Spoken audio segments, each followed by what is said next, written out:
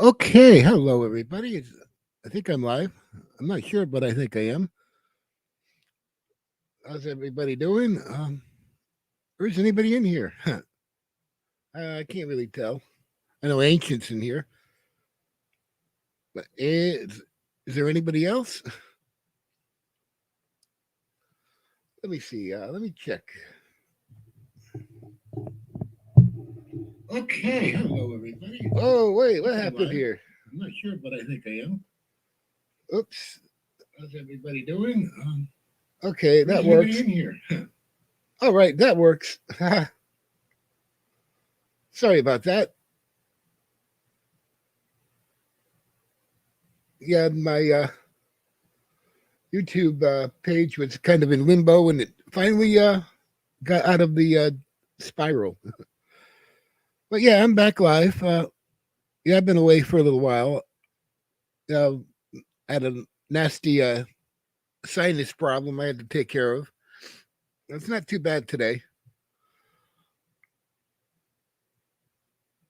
Yeah, we really haven't done any investigations, anything. I think Halloween is going to be our big one. We're going to, I think, do our own little investigation, or record it and play it later. Plus, we are doing a Paraween with Hensley Paranormal. So yeah, we're kind of gearing up for that, taking it one step at a time. There's I haven't been in the best condition. And Ancient, yeah, he's having his own little problems, but from what I hear, he's getting better. Or are you? I don't know.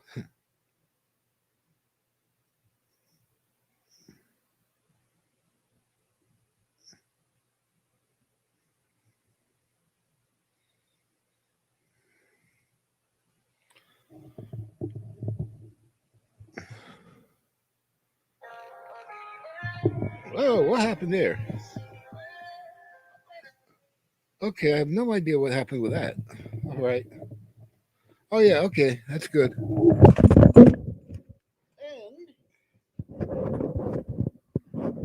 Oh, sorry about that. I dropped my microphone. Yeah, it was like weird setup, so I should really adjust it some more.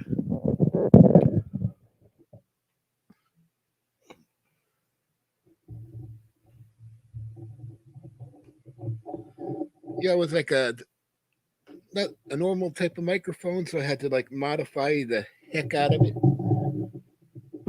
to get it to where I wanted it.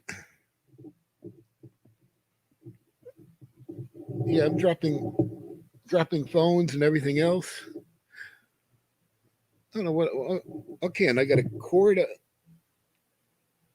I just picked up a random cord from somewhere. I don't even know where it came out of. Or what it came out of. It came out of something.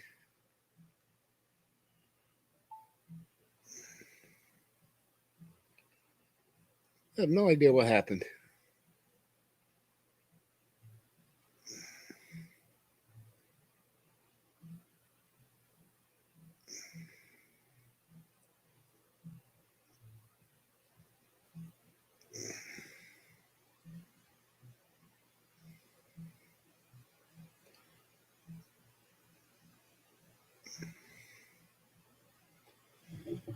Hey, how you doing, Midnight? What's going on?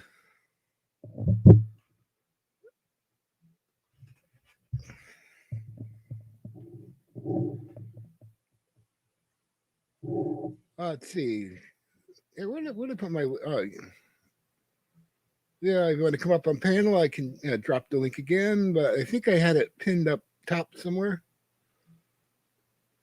Oh. I think that's it. Yeah, I'm still trying to get used to this.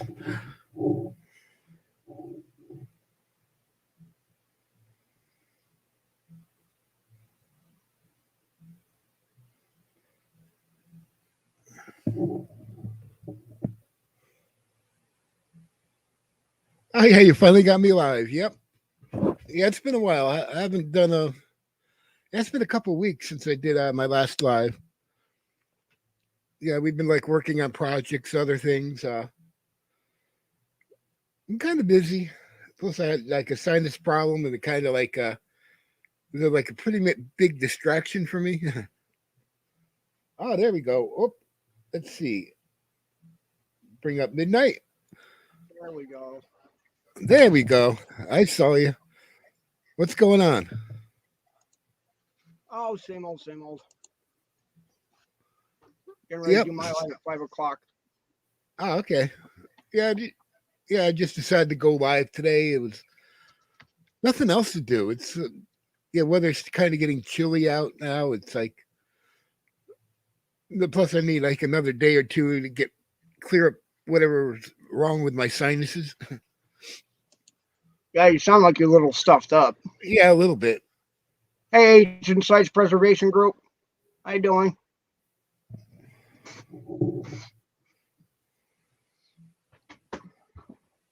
Yeah, everything's been going good. Get ready for Halloween, are you? Yeah, get ready for that. Yeah, we're gonna do a Paroween thing. I think I'm gonna do that solo with the lava lamp. I'll have Hensley bring the lava lamp up on panel so you can like both go live. Yeah. It's good to hear, Ancient. I might do that cemetery down bottom of the hill down here, that small one I took a video of a couple weeks ago. Then come back and probably do my own live. I'm not sure. Yeah, we're gonna go back to doing investigations pretty soon. Good. Just wanted to take a break, get other things caught up with, test out some new equipment and Nice. things like that. Yeah, everybody's got a new. It's a gimbal. It's a little tripod, but it extends into a 3-foot tripod, and it also it can be used as a selfie stick. Oh, okay.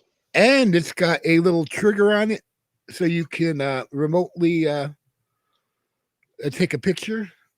Oh, okay. Oh, nice. So yeah, we got to test out. Yeah, that's going to be the next test. Take that gimbal out into the field and see what it does. That's the best way to test equipment is out in the field. Yeah, out in the field. Where anything can happen. But yeah, we've upgraded our gimbals like 2 or 3 times already. Oh. But this Bauer one, I mean it's like a multi-purpose. Right. Converts from a little handheld gimbal to the selfie stick to a tripod. So yeah, it's gonna be fun to play with. We'll be able to get some weird pictures. Hopefully. Or something, yeah. Yeah, there's like 2 or 3 cemeteries we have to like go tackle. Yeah. I want to try to tackle that little one at night. See how far I get without getting arrested. Yeah, that's the problem. Yeah, around here, it's like, well, you can sneak into most cemeteries, as long as you use night vision. But they're in pretty bad neighborhoods that you really don't want to be in during the day. Yeah, even during the day. Yeah. There's yeah, one day I was there, and I think Ancient was like, he keeps his distance. Sometimes he'll stand outside a cemetery and watch me, just in case something tries to sneak up on me, which does happen.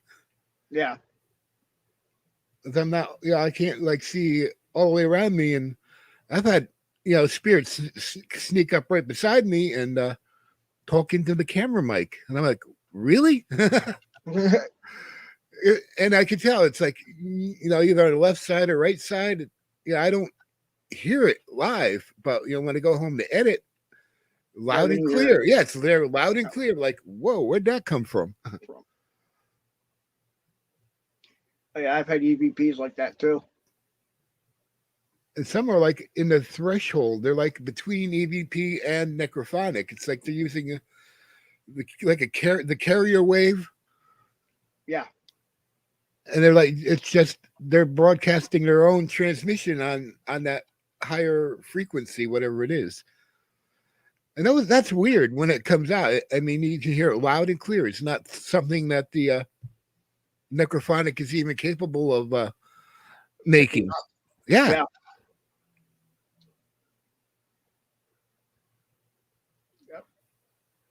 And yeah, nobody knows what technology they have on the other side, because a lot of scientists when they die and cross over, they're probably working on ways to contact us. Yeah, over there. Yeah, exactly. I think they might have some kind of technology, whatever they could think of, probably they could create on a certain level. Mm-hmm.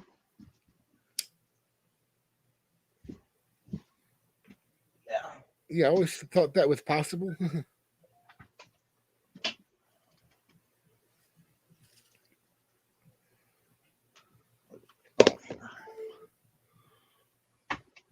Yeah, I'm thinking pretty much the same thing. You gotta have something.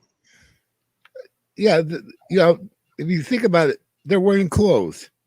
Yeah. So what else do they have over there that we don't know about? We know, some people have reported seeing ghost cars. And Ancient, he has seen a ghost car of a friend that died probably a couple months earlier, I'd say. That's interesting. Never seen a ghost car. Heard of them. Oh, yeah. Never seen one. Since they were ghost trains, too. I've heard of ghost trains.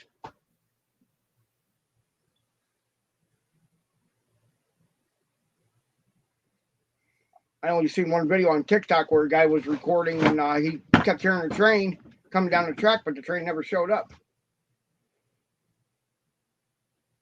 You could hear the whistle and everything. You could hear the wheels on the tracks. Uh-huh. Oh yeah, that happens. But sometimes the residual starts to fade away after a while, like with Abraham Lincoln's train. For the longest time, they could see the train coming down the tracks, and as years went by, it got to the point where they could only barely see the headlights on it. And I think after a while, some of that energy, does dissipate. Yeah. Oh, yeah, Ancient. Yeah, he said he saw a ghost Cadillac. Yeah. Yeah, I think it was. I forgot when it was, but yeah, Ancient told me about it. He said he was one of his friends drove his Cadillac into a tree at like 100 miles an hour, somewhere around Christmas one year. And a few months later, he was driving up the road, and there goes the Cadillac right by him, going in the opposite direction. And that, and he actually was in that Cadillac before, at one time, so he knew it very well. And there's not too many white Cadillacs where he lived, so it was like, it was his friend's Cadillac. Yeah, 2 or 3 o'clock in the morning, driving down the road. And I don't know if he was in it or not, but he might have been.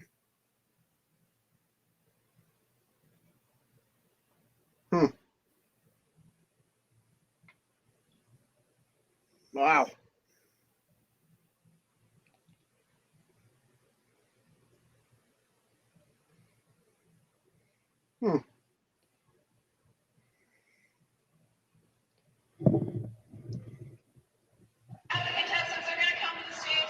Oh, what happened? No, I just something popped up on my cell phone. I Oh, don't know if he was driving it or not. Ancient says. yeah.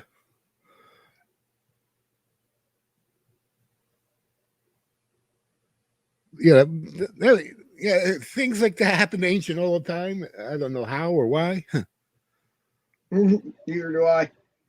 Yeah, you I hear a see. lot of voices around here though. I caught a couple of things outside with my trail cam. Looked like a pair of eyes coming towards the trail cam, and he just disappeared. And so no, it wasn't bugs or anything. Oh yeah, yeah. There's a lot of weird things that appear and disappear, and But what we think is my sister's boyfriend, the one that died a few years ago. We think that he followed her from his old house to here when my sister bought this place. Is oh what yeah, we that's think. possible. Yeah.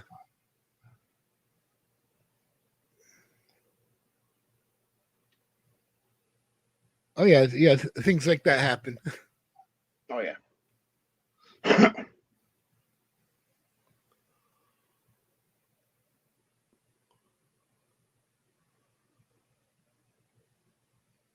And sometimes I can sense the spirits. Sometimes I can see them, but it's usually like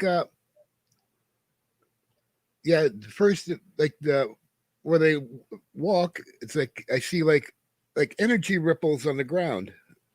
It's like somebody walking through water, but they're like walking, creating like an energy distortion. It's kind of weird. Yeah, I that see will that happen. that happened. Yeah, it happened on one live stream. I think I was up on panel. I don't know if I was on panel or not. I might have been in chat, but Through the Veil was up on the panel, and Yeah. somebody else was in the cemetery. And she said, "Oh, there's somebody walking toward you, and he's kind of like mad." And I'm like, look, watching, and I'm watching these footsteps actually walking up to the camera. I'm like, whoa. So that was like a weird confirmation there. Like, Hmm. yeah, I saw the ripples on the ground. I didn't see the body, but I could tell Hi, he was. Kristen Bell. Oh, hey, Christina Bell. Christina.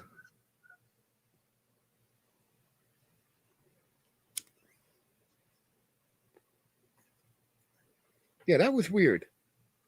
But Yeah. I've gone to some places and I've walked around, and in the how you usually detect people in the corner of your eye when they walk up beside you. Yeah. That happened to me. I was like standing looking at something, and then, yeah, oh yeah, someone walked up beside me. I could see him out of the corner of my eye. But when I turned to look, nobody was there. I'm like, whoa, what happened here?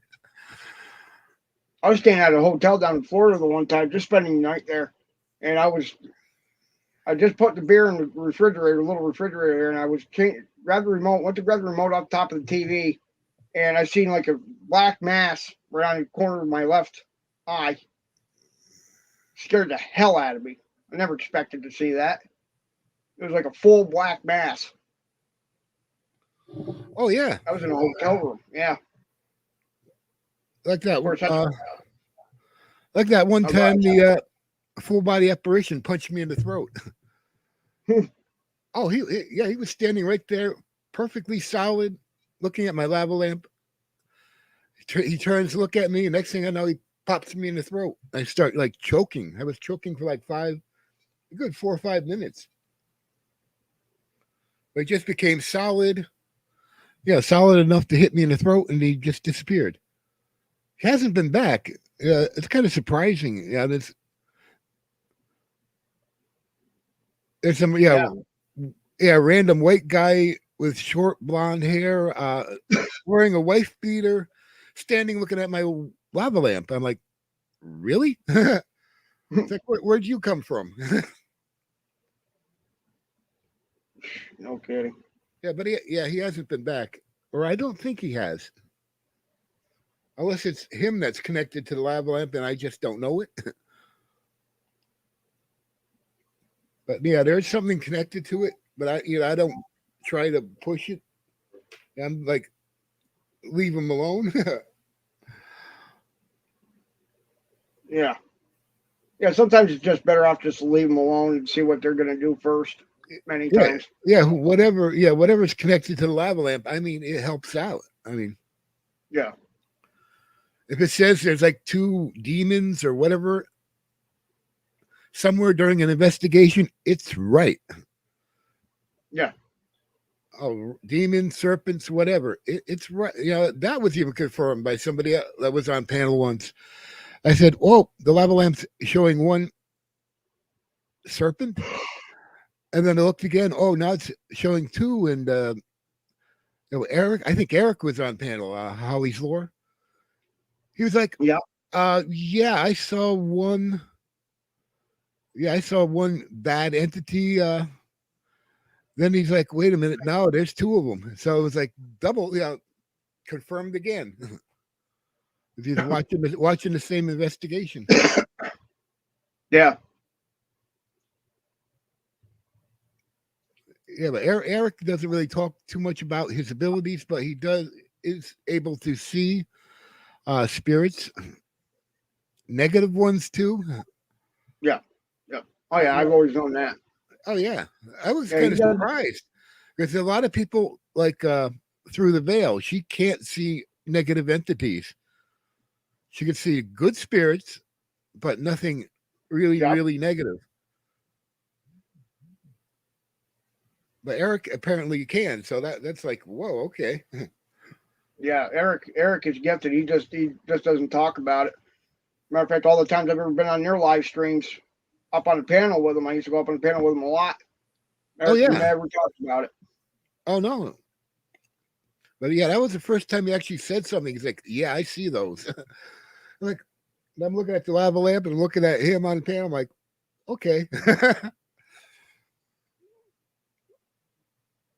So the lava lamp. I don't know how it works. I think we actually had the lava lamp on panel too, so he could actually see what the lava lamp was showing. Wow. I hear the train down there. Train with a whistle blowing. I want to try to get. They're doing a Halloween thing down there with the old haunted prison in my hometown. Wow. Yeah, I don't even know what they're doing here. I'll see if I can get some footage. Oh, there's Maria. I see Maria.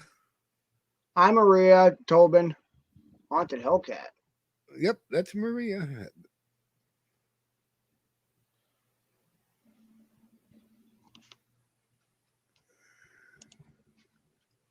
See if I can. All right, we got people. Yeah, people showing up. Yeah, I don't even know what they're doing in New Haven. They kind of like have a Yale haunted tour type of thing. I don't know if they're doing it this year or not. I haven't really checked. Right. Well, I think we're doing something tomorrow. I forgot what we're doing. Well, I think we're going to do a road trip. Yeah, we did one last week. We went to kind of like a haunted hayride type of thing. We did it during the day, which was kind of funny, but it was in a location that had some archaeological stuff that we wanted to get pictures of, and so it's like, okay, we're definitely doing this. Yeah, we're gonna like take pictures and do the video. I think there's like some kind of cave formation, right? And I think the only thing that's oh, sorry, go ahead. Yeah, I think one of these days I'm going to go back to that place by myself, or actually, I might take the team and look at those caves. But it's like this huge farm. I mean, they've had a corn maze set up, apples and all kinds of things. Uh-oh, I see Just D. All right, Just D is here.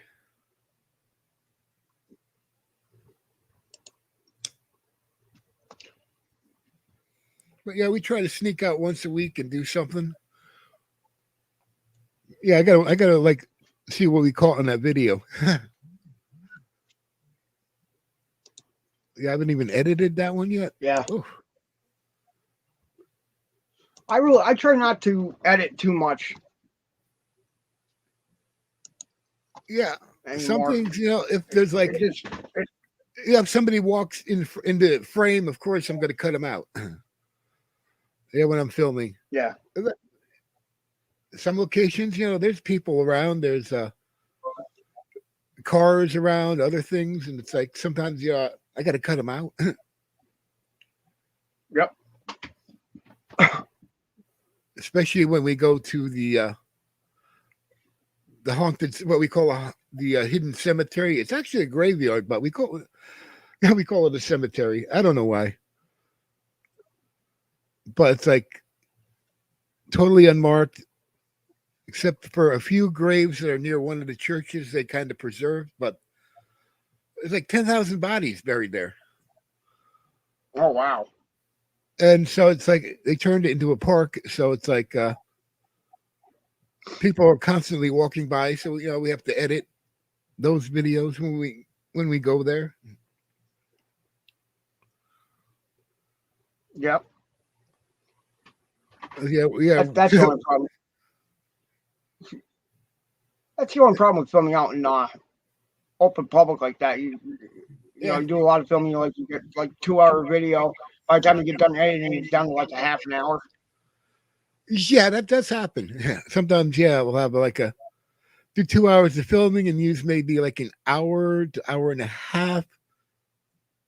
Sometimes less. Yep. It's like 2 hours to try to break it down. Yeah. That's why the video of the farmhouse, when I did the farmhouse, by the time I got done editing all the crap, I had few videos that I actually posted up. I'm like, well, what's the point of putting them all together and make it one? Just post them as is. Oh yeah, and the video I think we did with the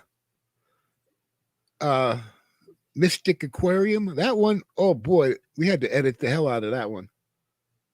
Good to get all the people out because it was actually crowded there, but the way we filmed it, you'd never know that there was anybody there. Yeah. But yeah, we cut, edited all the people out, then edited, put in music to cover up everything, and it worked out good. Mm-hmm. All right, thank you, Justy.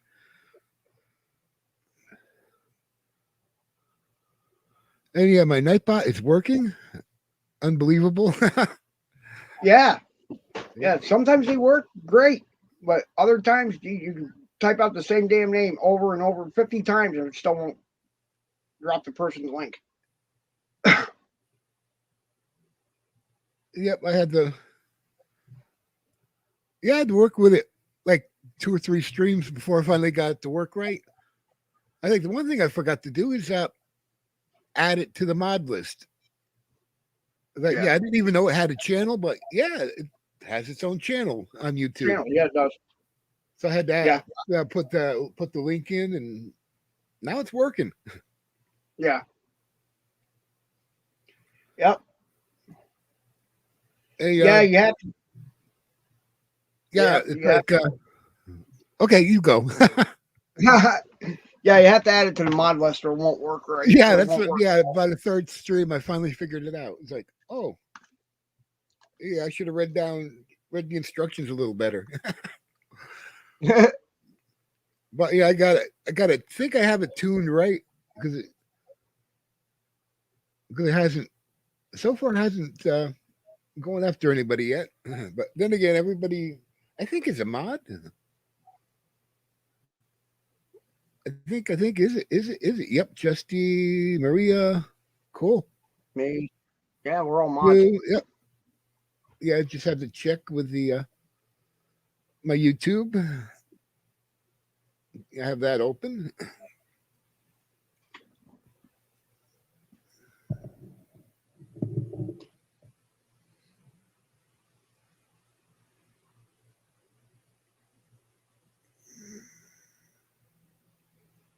We've already been on a half an hour already. Oh yeah. Yep, everyone is blue. All right. Ancient says, yeah, everyone is blue. Yep. We Yeah, like a smart. he's sneaking sneaking in. Yeah, yeah, he's gonna do a couple streams right here. I don't know when, but yeah, we're working on it. Yeah, we got the microphone set up. It's not bad. It works. Yeah, I got to get mine hooked up a different way because this microphone stand keeps tipping over on me. That's why I'm not using a mic. Yeah, I made a special actually special stand for it. You know, it's amazing what you can do with duct tape and coat hangers and other things. Oh yeah. I got part of a plastic coat hanger that's attached to I think it used to be a lamp stand, but I kind of like converted it. Oh. If I could find a C clamp. Let's see, I wonder if my arm will work. Yeah, that arm should work. If I can find a C clamp and a couple of other things, I could probably make one that can clamp right to the side of my desk. I got a C clamp someplace. I just don't know where. In my abundance of crap here. Yeah, if you can't fix it, put it together with electrical tape or duct tape. You can't. Yeah, it's unfixable.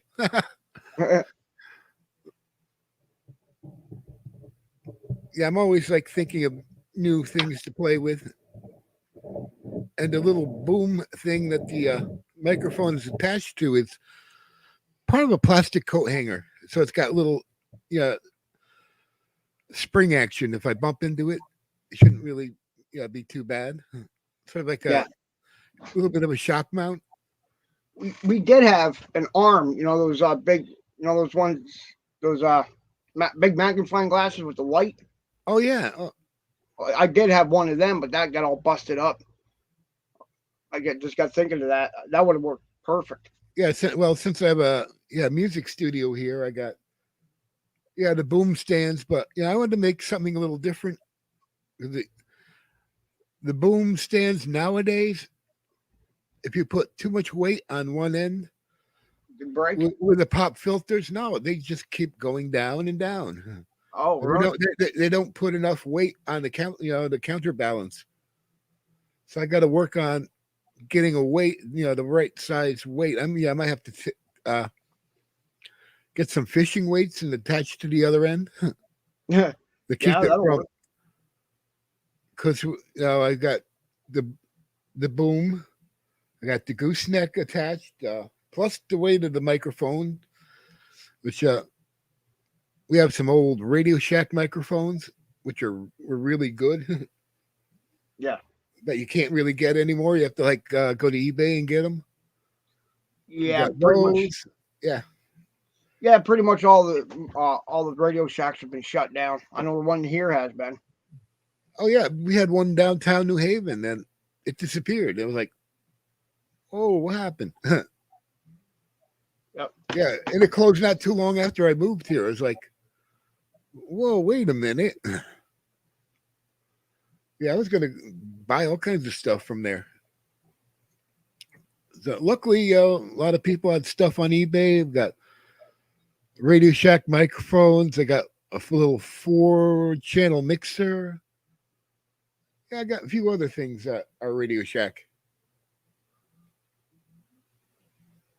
But this microphone, I'm not sure, but it says I think it says EA on it. So it's used for some gaming system somewhere.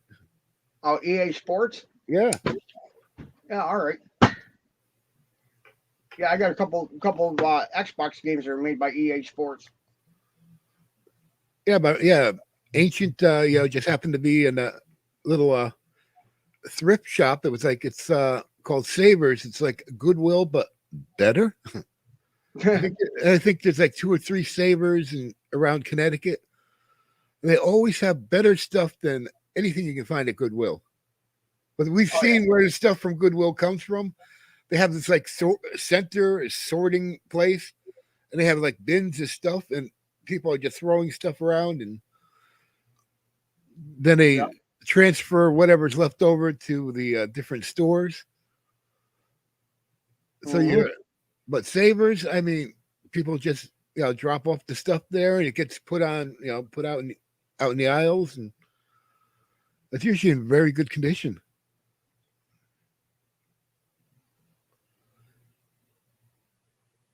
And that's where ancient, Oh, he yeah. got like 2 or 3 haunted dolls for me. As he'll walk in there and walk up to a doll and say, "Okay, this one's haunted. It's got something attached." Then he sends it over to me. But the last time he did, I said, "Dude, you're doing the investigation." He's like, "Okay." And what did the spirits do? They kept calling my name when he was investigating. I'm like, okay, and that's they're scared of him. Yeah, they're definitely scared of ancient. Yeah. But he's got, he can sense them, and he's got these weird energy handling abilities where he can like draw energy from different things and shoot it out different places. So if a spirit Yeah. touches him, the spirit's going to get drained pretty quickly. Whatever it is, it doesn't matter if it's like any spirit, he's going to drain its energy.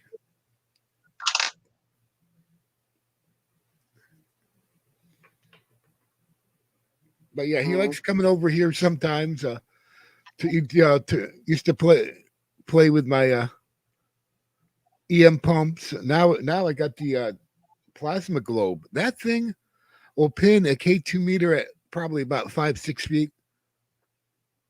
So Oh, it puts wow. out a lot of energy. Yeah. You've probably seen it on a couple of my videos. That thing is more powerful than any EM pump. And if you touch it, you can actually feel the energy. Oh, yeah. Ancient's like King Kong, or Godzilla. I don't know which one. I think it was King Kong that used to like to eat power lines. I'm not sure, but I think that it was King Kong. I That's think it all. was King Kong, too. Yeah. Yeah, so he's like King Kong. He like walks up to the plasma globe and touches it, and I'm surprised he hasn't blown it up yet. Yeah, then there's my dad who likes to constantly tease that poor lava lamp. He's like keeps coming over and threatening to drink it. Yeah, I'm like, Dad, don't do that. I don't want things blowing up. Bad enough I got that creepy little doll that I think crashed my laptop before. She's still in the timeout in the corner somewhere. Yeah, she's like now behind a part of a stereo, hiding. I think she's still there. I haven't checked on her in a while, but yeah, the lava lamp said move her. I'm like, okay, I better move her before something happens. I think Halloween Paroween, I'm going to go finally do an investigation with not only the haunted lava lamp, but one doll that's now like standing next to the lava lamp. I think, I'm not sure, but I think it kind of complained once. So I want to see what happened with that doll.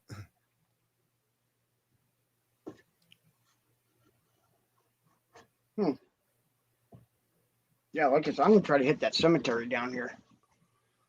Even if I can only do like a daytime spirit box. Yeah, we just found like 2 more cemeteries. One of them's actually a graveyard outside a creepy old church. I think it's in West Haven. Yeah, we want to check that one out. There's another graveyard too. It's downtown New Haven. We've been like checking out. But yeah, there are some cemeteries and graveyards. They're not really active. There's nothing like hostile. If there's something bad, Ancient's going to detect it automatically. Yeah. and he's detected pretty much anything bad, including the big guy himself. Yep.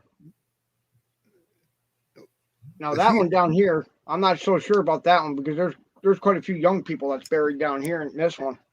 What I'm talking about, the one I just did a video of. There's one kid was a real good friend of my nephew's. He got killed in a motorcycle accident.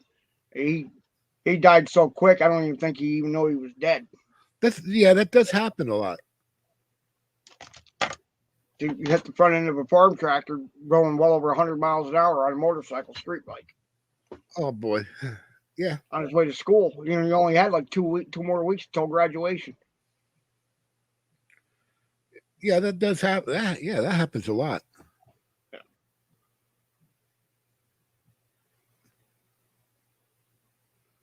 Yeah, it does. Happens too much, I think.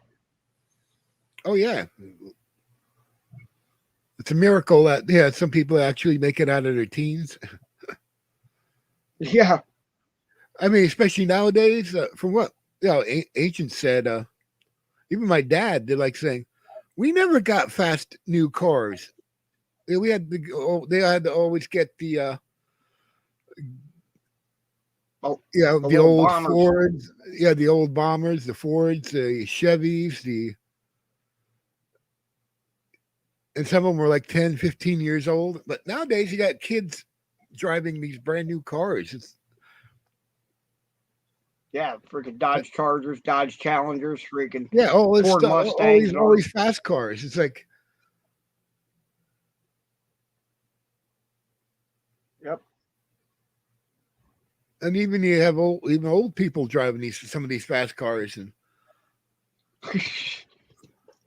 well, they step on the gas. A little old granny steps on the gas. And next thing you know, 100 miles an hour into a tree with a Porsche. Yeah. Or something like that. That has happened.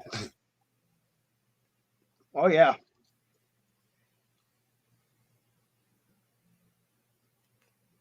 Yes, it has. Yeah, I even tested out a couple new cars. I was like, I was so used to driving old cars. That's all my dad had, pretty much.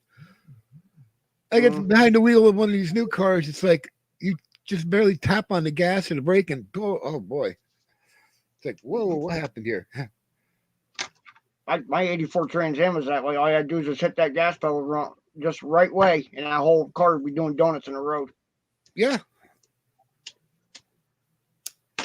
And all I had was a 5.0 V8 in it. That didn't even have like the 6.6 or anything in it. Oh yeah.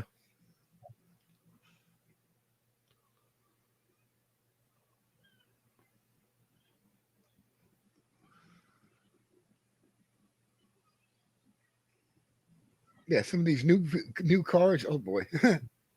Oh yeah. Yeah, even if I was to get something like 10 years old, it's still going to be pretty quick. Yeah, it is.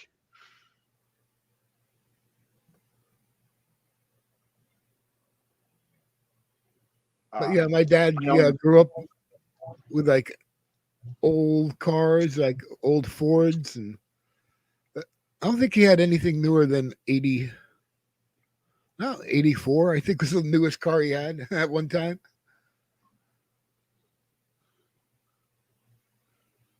Yeah.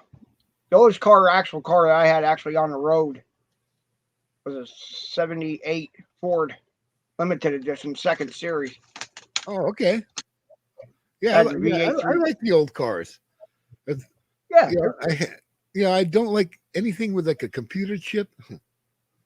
Oh, screw that. Oh, yeah, screw that. It's like, okay, you mean I got to pay like $1,000 for a chip or something like that? I know it's ridiculous. Yeah. And from what I hear, they're hard to get chips now. And a lot of these newer Ford pickup trucks, they're real hard to get chips for them. Because of this whole pandemic thing, just a lot of the companies just ain't hauling things from overseas, really. No, they're not. They are now. They are, but there's no trucks to pick up and deliver. Yep. It's weird.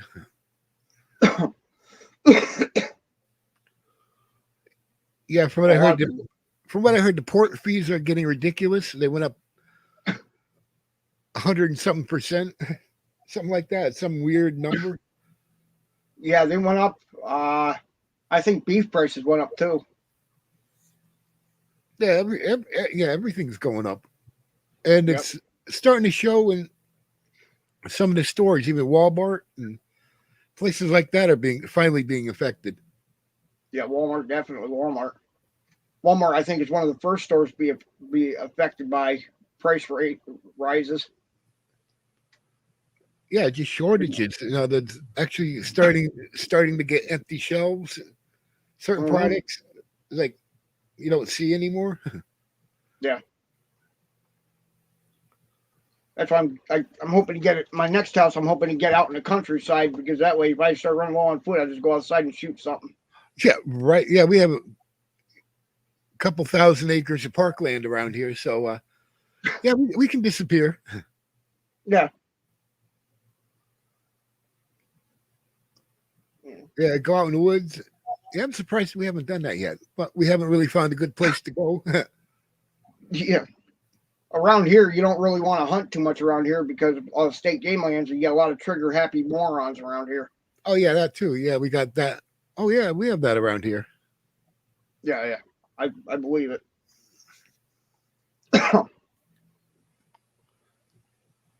Yeah, even the Turtleman. Yeah, I used to watch the Turtleman.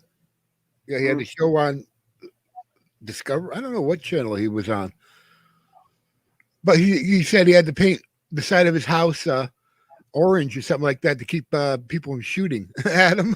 Yeah. Occasionally, yeah, I guess he got his house shot at a couple times, so he had to like paint it a color that everybody would see. Yeah, fluorescent orange. Something like that. Yeah, he said he had to paint at least one side of it that orange or something. Yep.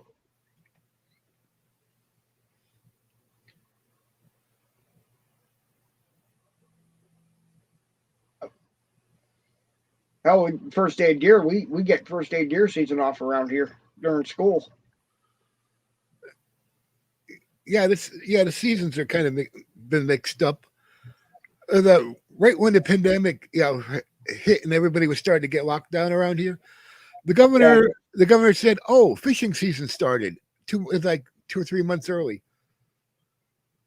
I don't know about hunting, but they're like saying, "Oh yeah, you can go out to the parks, you can do this and that, but you can't go anywhere else." Basically, so it's kind of weird. Yeah, I still haven't gone fishing. no, I haven't gone fishing in years. Yeah, I might next. Yeah. The season will probably open up again in February, March. So yeah, maybe I'll get my license to go.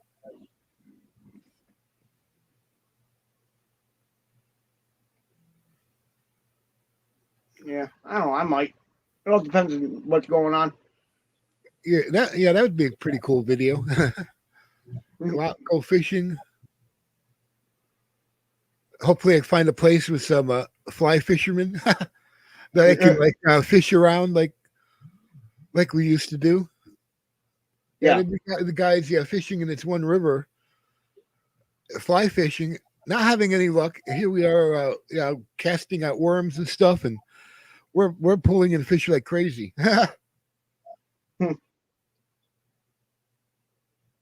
Fish, eels, we used to go fishing for all kinds of stuff. Best place to fish river fish here is down in the Delaware. Oh, okay. That's right on the border of New York and PA.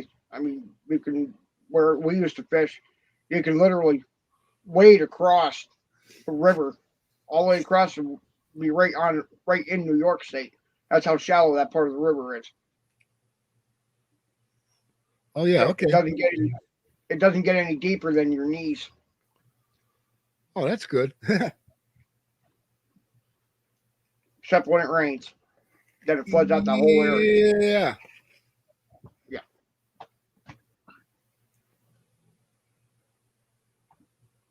So, trying to find another nice abandoned farmhouse to do for Halloween, but there really isn't that many around anymore. A lot of the people buy up the old farmland and rip down the old houses and build new houses. There's not too many. I don't even think New Haven has anything that old. No. Get out to where I used to live, you saw quite a few of them, but trying to get to them without getting caught, because a lot of the owners' family, whatever, they still live on part of the property that still own the old farmhouse. Oh yeah, and they don't want to be even on their property. So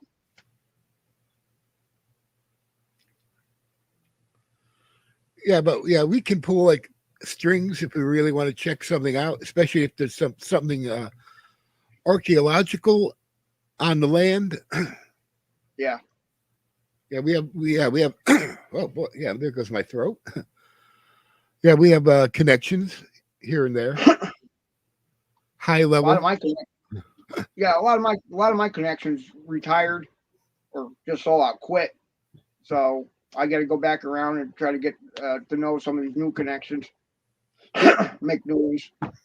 Yeah, we're constantly making connections. But something around here is going to be developed, and of course we're going to sneak in and check it out. Yeah, just to make sure there's nothing there that could be bulldozed, especially if there's burials located on the property.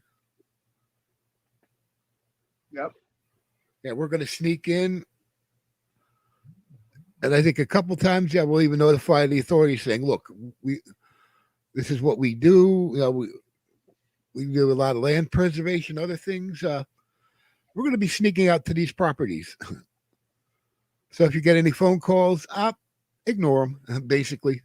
And a lot of them say, we don't get hazard pay, so we're not going to go out chasing after you in the woods. I wouldn't. I'm not getting hazard pay. Yeah, they don't get hazard pay. New Haven has their own bike patrol, but I doubt they could do anything besides right around the road. I don't think they're going to go mountain biking in the woods without bikes. I don't think so. No. Same thing with cops around here. They don't normally chase you through the woods.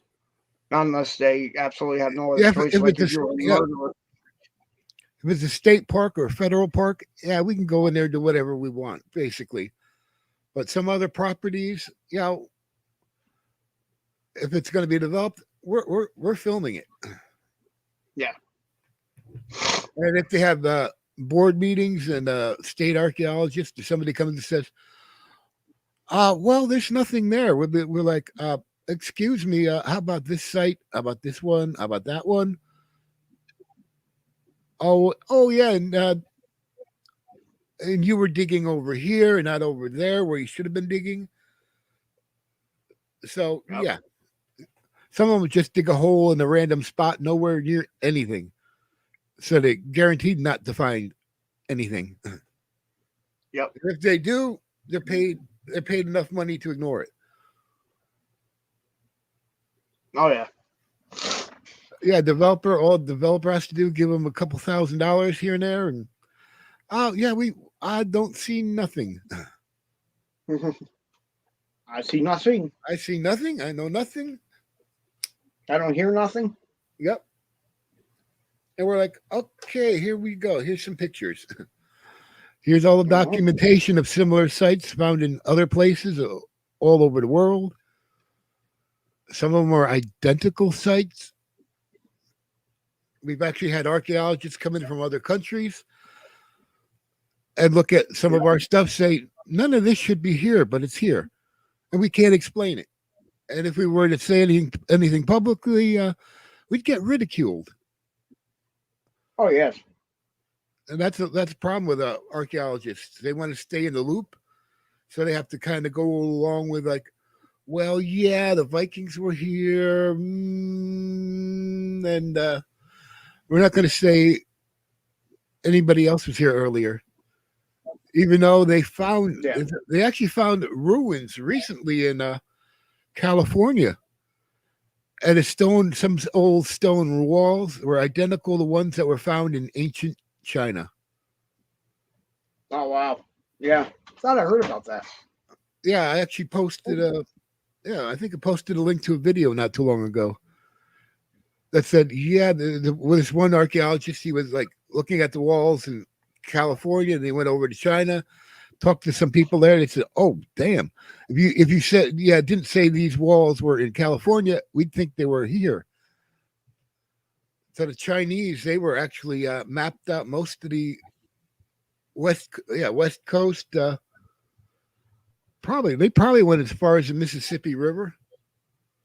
There's evidence of that. They had maps that were drawn out that were pretty accurate for the.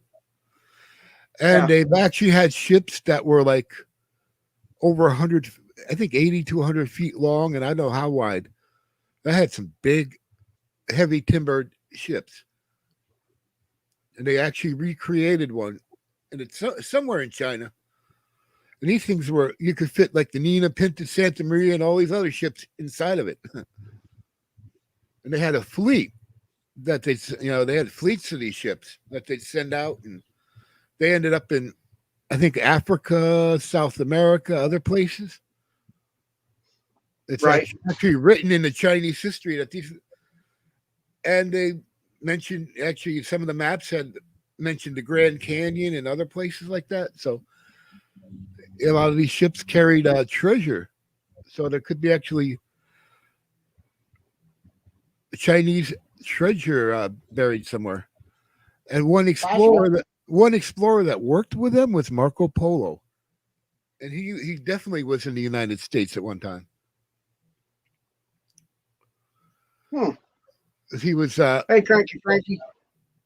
Oh no, there's Cranky Frankie. What is up?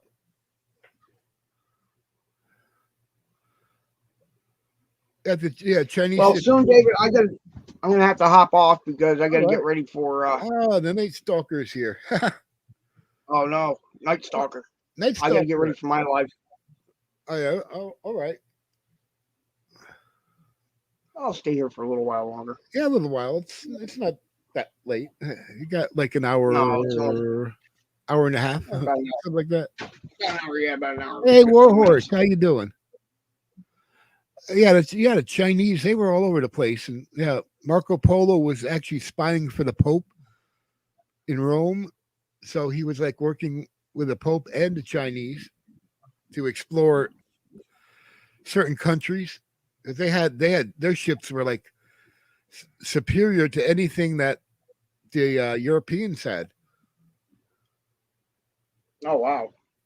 Oh yeah, they were huge compared to anything that was being produced in Europe at the time. I mean, they had crews of like over 100, I think over 100 men, which was pretty remarkable for a ship. Yeah, that was really remarkable. And they actually did recreate one in it. It's a huge ship.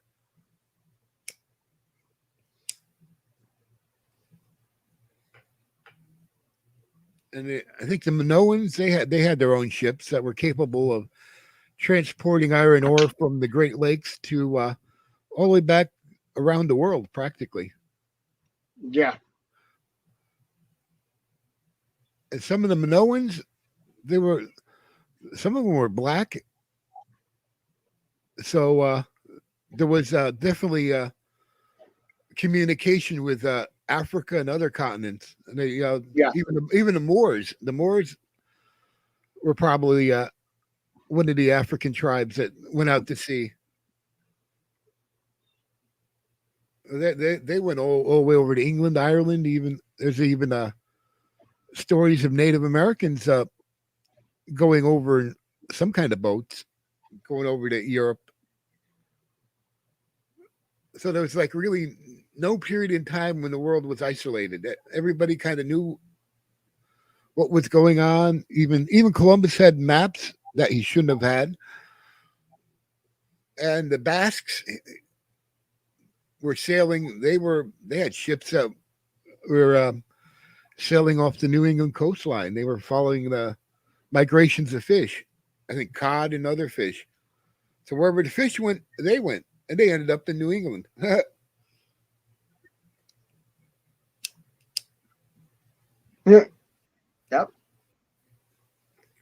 and we traced one group of people all the way from Egypt down to South America, and there were actually two groups of people. We call them the bird people, and the other group were the serpent people. And the bird people kind of were like down toward they were down toward Stamford, Connecticut, that area. There were mostly the bird people, and up here were the serpent people. And one tribe was called Hamanasset. If you break that down, the first letter that you see is letter H was a Egyptian pronunciation. It wasn't really a letter; it's more of a sound. And you have Amun, which was the one of the gods of Egypt, and you have Set, which was another god. I think he was the serpent god. Yeah. So he had people that worshipped Amun and Set that were down not far away from here, and there's all their stone walls were serpent shaped. All their stone structures were shaped in the eye of a serpent, which is pretty freaky to see close up.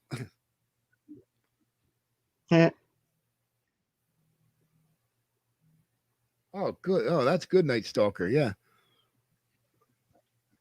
Yeah. I would love to. I went out bought a 10-person tent. I haven't even used it yet. Oh yeah, we've got. I went out bought a 10-person tent. Oh yeah, we've got a few tents. But kind of weird to have it done.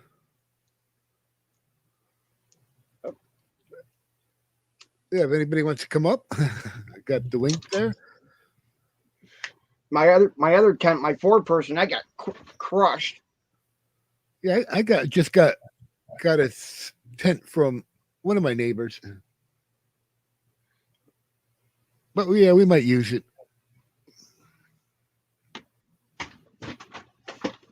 But yeah, there's a lot of parkland, but yeah, it's like, well, we could actually get away with camping in places other people can't. All we got to do is contact the state, because we have, we're tied in with the state, and I think at one time we were actually tied in with the federal DEP and those people. I don't know if we still are. I think we are. And there's a couple other organizations we work with that they have chapters in 38 states. Yeah. So we're going to start working with them again. But yeah, with it, and I think I think we might go to a couple of their meetings. They have these big annual meetings twice a year. But I think this one they're going to do, I don't know if they did it already, it's going to be virtual. But usually there's people from all over, all the 38 chapters that gather together in different locations and tour the sites. Now, what are they? One giant paranormal group, or? Well, actually, no. They're more into archaeological stuff, but you cannot separate paranormal from archaeology, no matter how much you try. We've had sites that were so active that we've had rocks thrown at us, tree limbs, and just incredible energy. And something's got to be causing that energy. So a lot of times you have to dig for it. Well, yeah. There's a lot of places that have they have magnetic anomalies, and that's where we find a lot of these ancient sites. They were put on ancient ley lines, just like they did in Europe. And some of these ley lines are still pretty active, and others are kind of cut off, with some of the development. So they're kind of isolated patches of energy. Yeah. And they've actually we found sites that were probably connected with gathering solar energy. Piezo, the quartz. Oh, wow. Yeah, we found granite stones with quartz that had a certain shape to them. So they would reflect the sunlight at certain times of the year. Yeah.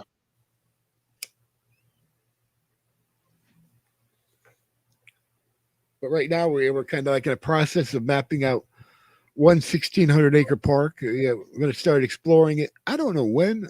Yeah, we're kind of going to want to wait till the leaves go down so we can like see everything. There's a lot of trees around here. It's hard to see things.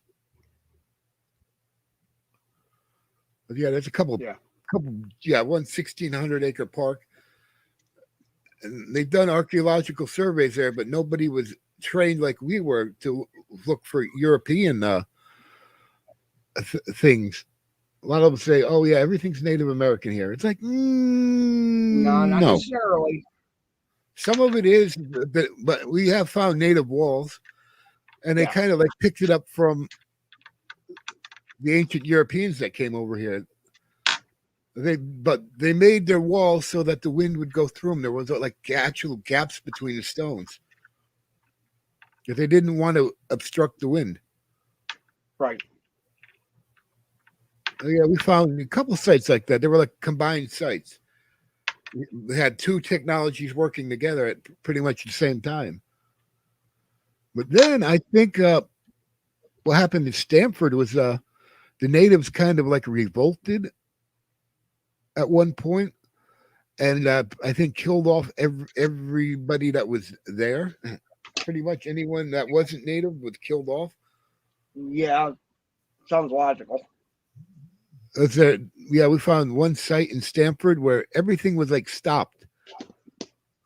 You know, like stones, unfinished stones, other things, small piles of stones that marked the places where people died, and they used to do things like that. Yeah. There was even a unfinished stone burial chamber. And we have to go back to that site. We didn't know what it was when we found it. It looked like some old foundation, but then we like, wait a minute. We checked the location, the orientation to the sun, everything. And yeah, it was going to be a burial chamber. And nope, they never finished it. Huh. Because whoever they were building it for apparently was really bad because he ended up in a place like in like a little gully with all the stones that would have gone into the chamber stacked on top of them. Yeah. Oh, So geez. yeah, they apparently didn't like him. Yeah, I would definitely say so. Yeah, he must have been like a bad leader or something. Yeah, there was some kind of revolt. Yeah, that's what it sounds like. And so, yeah, there's one artifact that was like looked almost like Mayan, but so which is possible. It could have the bird people were definitely there, and they did migrate down to South America. Yeah. And they actually combined them, feathered serpents, things like that. So eventually, the two technologies came together. Yeah.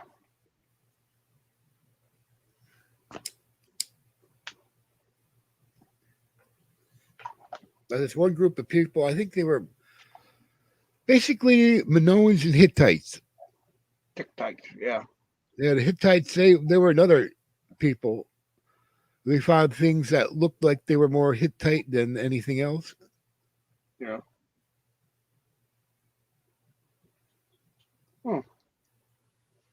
But yeah, we do have the serpent people. Yeah, we got to find some of those sites again. They were up, like, I think the closest one we found was like 50 miles north of New Haven, I think northeast, something like that. It was up toward Groton, Connecticut. That's where you start seeing all the serpent stuff. But we don't know what group is here. We think the bird people were right where we are. I'm not sure. We know they were up here because one site we found up here was identical to a site that was found in Stanford like 15, 20 years ago.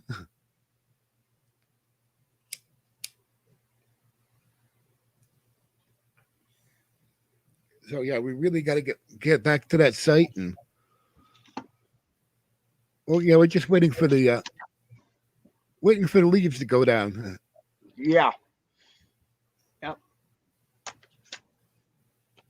There's not really much like that around here. It's just a lot. There is a lot of Native American around here, though. A lot of Native American and Civil War type stuff. There's not really anything like serpent people. Well, Pennsylvania. I don't know. There's I think there's sites up there. I don't know. I think that one chapter of NERA, which is the New England Antiquities Research Association. I think they do have a chapter in Pennsylvania, but I'm not sure. I've got to check with the Okay. with the main group. We used to work with the Groton group, and there was another chapter in, I think, the Hudson Valley somewhere. So we're like in between, right in between. And we're kind of like right in between the groups. Yeah. And I don't think anyone is. There's no record of anyone ever exploring New Haven.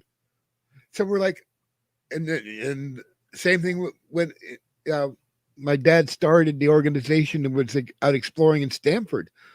Nobody was there. They were like, my dad and Ancient were like the first ones to find anything in Stamford and Greenwich. Nobody else was there. And now we're in New Haven, and we're the first ones here. There's nobody else has done any kind of surveys, explorations of anything within 20, 30-mile radius at least.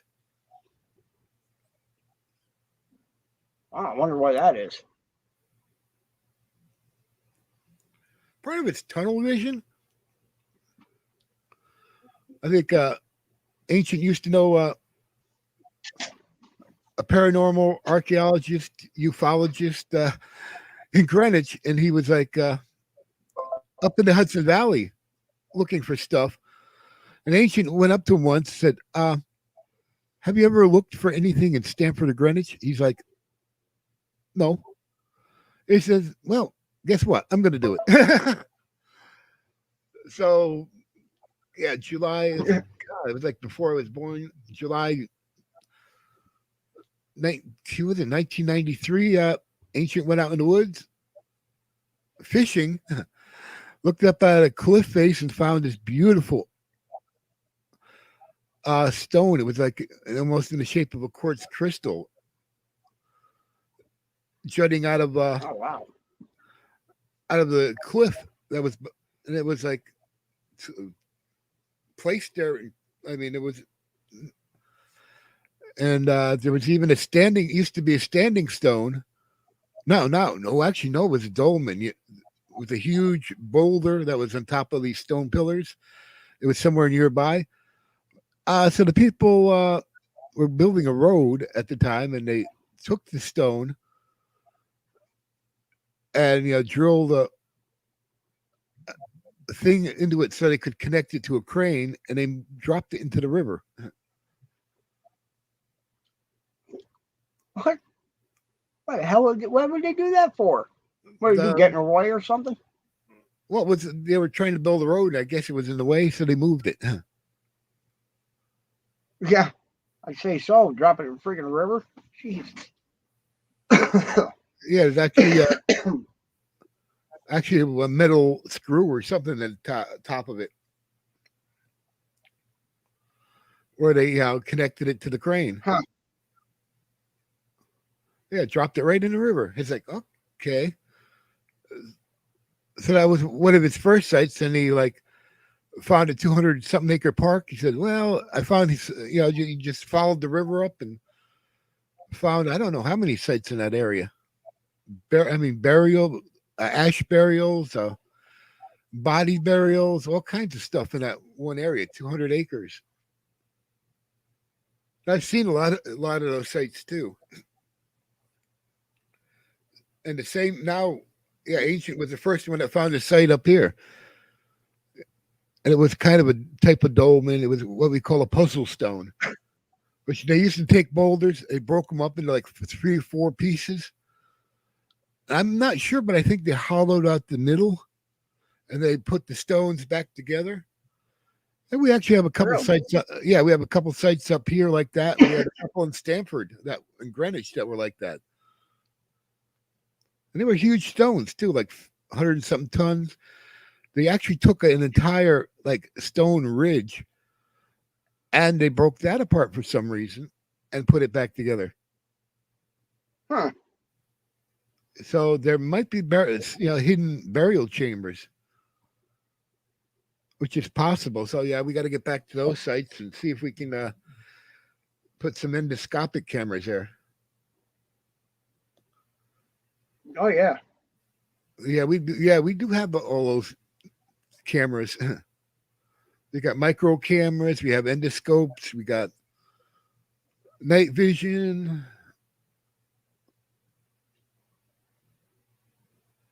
And once we, Yeah, I gotta get some mini scopes like that. yeah, they're cheap, like $20-$30 on. I think we found them on eBay. But they're Bluetooth, so you can connect them right to your phone, which is cool. Yeah.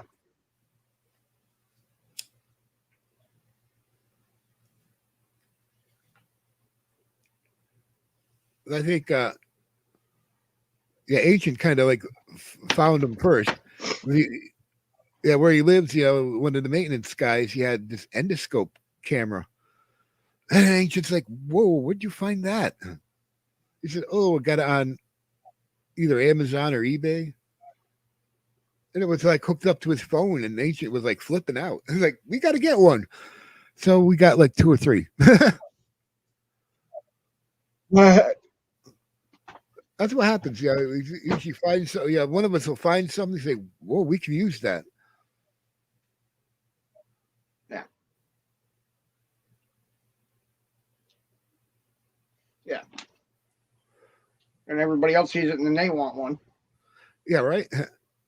Yeah, people would be kind of amazed by all the equipment we have. And we got like, and I'm the one that like puts all the kits together, and I don't know how many kits I have, but yeah, I had to equip a whole nother team, and we did that. So they're going to be while we do the archaeological stuff, they're going to be doing the paranormal.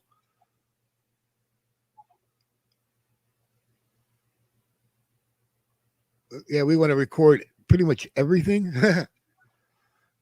I mean, from the moment we get on site till we start doing whatever we're going to do, the filming, the measurements, everybody's going to see firsthand what we do. Like we used to just sneak in and take pictures, but now we got the technology so good with the videos that we can use all the cameras and stuff.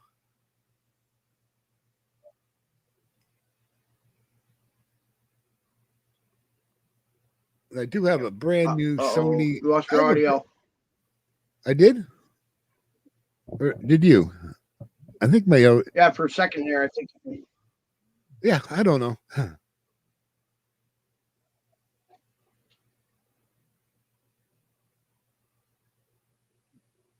But yeah, definitely be going out into the woods.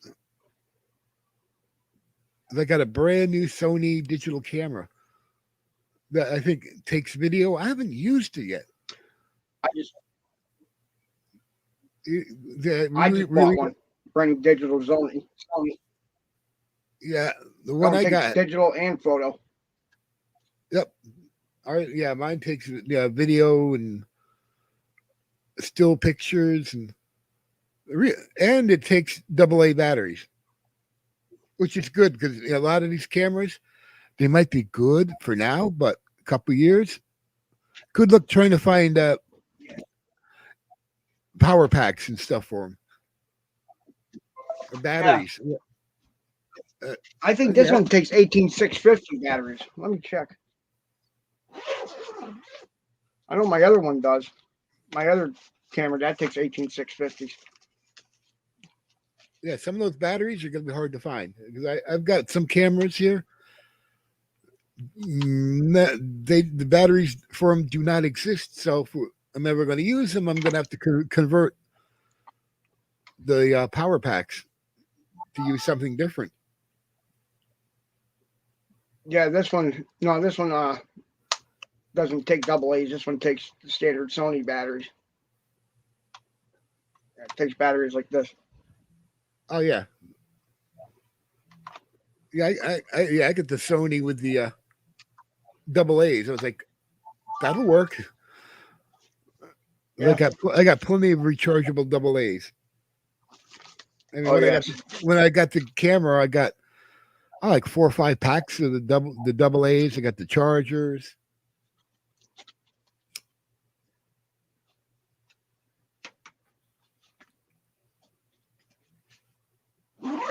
I wanted the camera that would not, that I'd be able to use for a while because we're always going to have double A's. Yeah. Yeah, I even got some old video cameras I'm thinking about converting. VHS. Yeah, I can like take the guts out and reconfigure them and hook them up to a different power supply.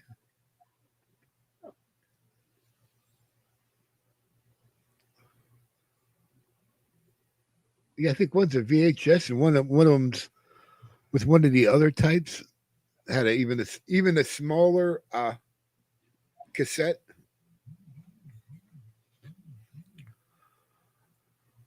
Yeah, I got to see if I might be able to find some power packs for them. I don't know.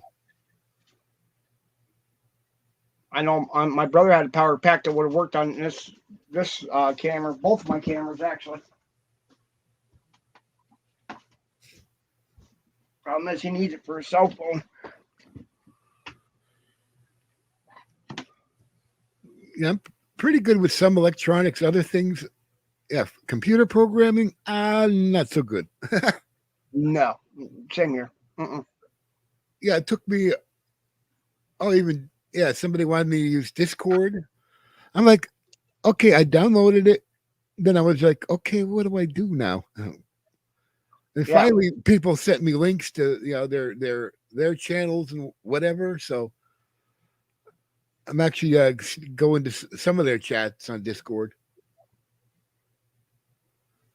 Because me and my dad, we play a game called Warpath, and we're like constantly playing the game.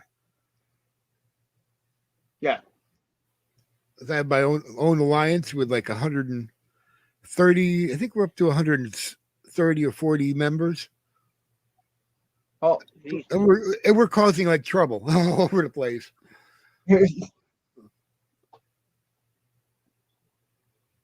Yeah, we're going up against some bigger alliances with we have like these bases in the game. And some of their bases have a lot more power than any of our bases, so it's like we try to fight them and it's like we lose like 1,000 reserves and they lose like maybe 20 or 30. Yeah, it's like so my kill rate is kind of low right now. But I am up to over 30,000 kills. But my base isn't really powerful enough to go after some of the more powerful bases. As my base has what they call different power. Our bases have different power levels. Mine is like 17 million, whatever measurement of energy that is. And I'm trying to go up against bases that are like 24 to 40 million power. And it's not working. Wow. Yeah, some of my there's one base that's like one base that we saw that was up to like over 69 million in power and had over 900,000 kills. We're like, are you serious? What do we? Yeah, it was like, hi, Pinky Ellie. Hey, Pinky. Pinky Eli. Yeah, Pinky Eli is here. Yeah, we're going up against these other alliances. Their bases start at 24 million. And they go all the way up to like 69, 70 million in power. And it's like, oh, shoot, what do we got? Well, we'll just stay in our territory. If we find one that's like almost destroyed, we'll drop in and get a few lucky shots, and then Yeah, finish it off. finish it. Oh yeah, we're great for doing that. Yeah. Sometimes the other alliance they'll run out of reserves because we only have I don't know how many, a couple of thousand reserves, 6,000 I think is what we have, and we go through them really quickly, especially against the higher level bases. Yeah, they'll make like 5,000-6,000 kills over us, so we'll make maybe a couple hundred if we're lucky.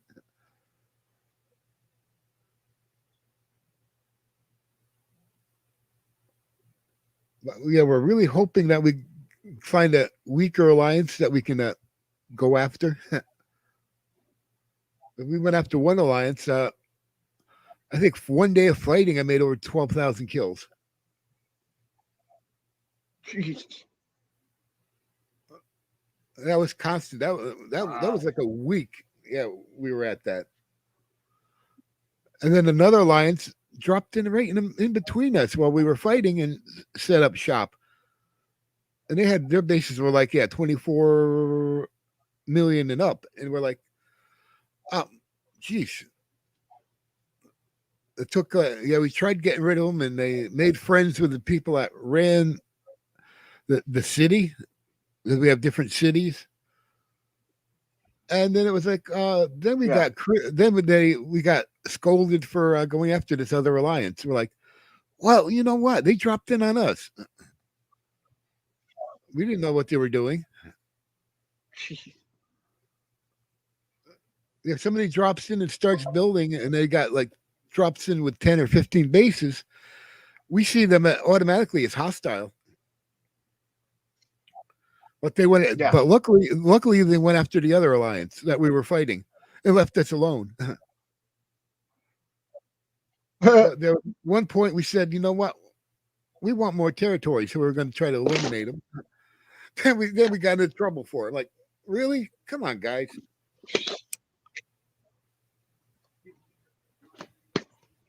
Hey, Second Star, what's up? Star. Hey, Second Star. Second Star is in the house.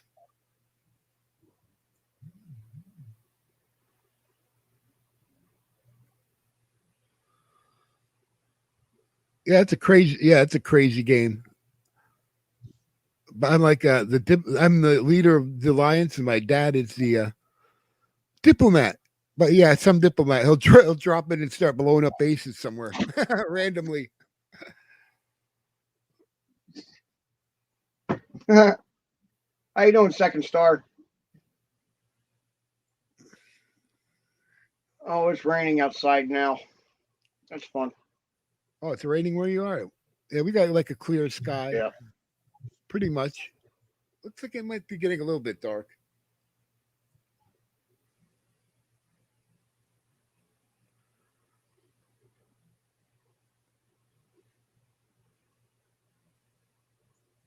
But yeah, I got a pretty big alliance now.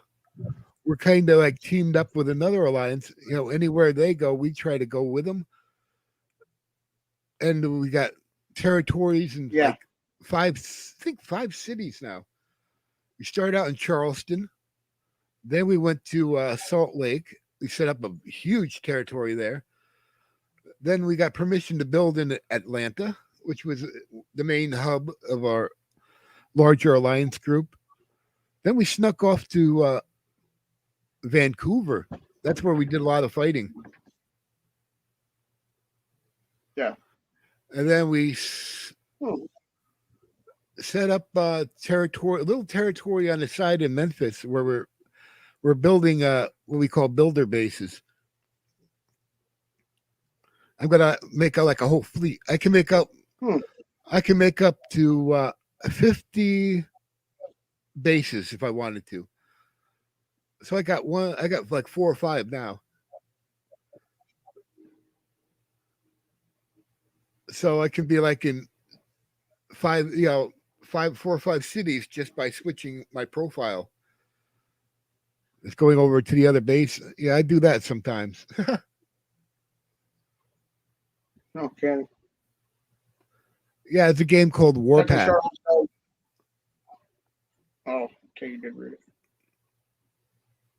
Yeah, we've been playing. We've been hardcore with it, Warpath, for a couple months now. And we're getting bigger. We're getting stronger. We've got pretty good allies. I don't know how many allies we got.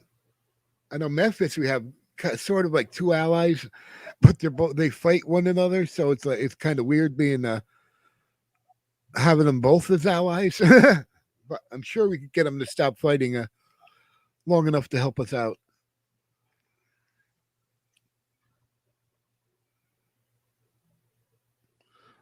Second star's got it. Oh, he's on Warpath. Oh no. Uh-oh. Oh.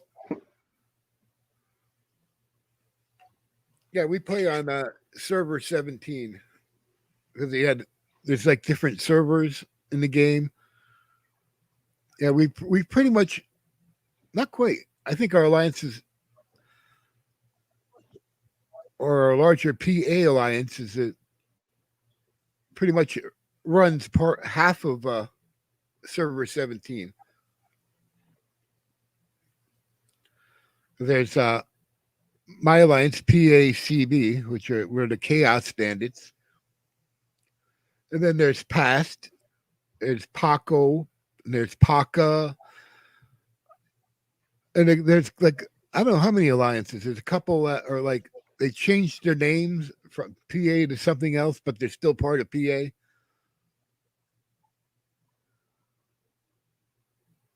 But it's fun trying to keep track of everybody.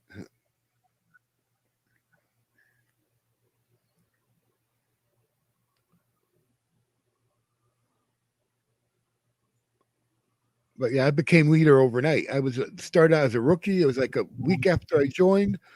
Our old territory was being totally destroyed by these other two alliances. I didn't even know what was going on. All I knew is that we were fighting these two other alliances, and I was caught in the middle of it. And I started giving commands to some of the other bases, saying, go after this base, go after that base. And yeah, my base got blown up, and I ended up in the middle of nowhere. So here I am giving commands, and the person that became leader before me, she just disappeared. She went up north, totally away from the fighting. It was stayed there for like probably a day or two. Then one morning I woke up, and they were saying, "Oh, we have a new leader now." I looked all over the screen for where the leader was, and then after about 15, 20 minutes, it said, "Wait a minute, am I the leader?" They're saying, "Yeah, you're the leader." So I started, found out where most of the bases went. We have this big map, and they ended up at the bottom of the map, pretty much. So I dropped in there and started building. And now we have like 5 territories.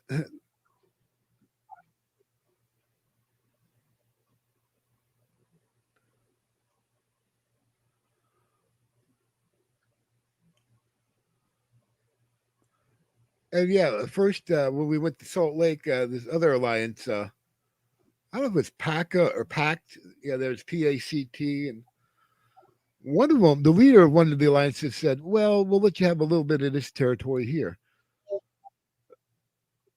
And then it's like, wait a minute, can you take this territory, this part? Can you take that part? Pretty soon we had a bigger territory than they did. We just and one of the other alliances, we don't want to go near the one enemy that you guys are fighting, so we're going to give you this part of the give us, we're going to give you this part of our territory. So in one night, I think our territory like doubled in size.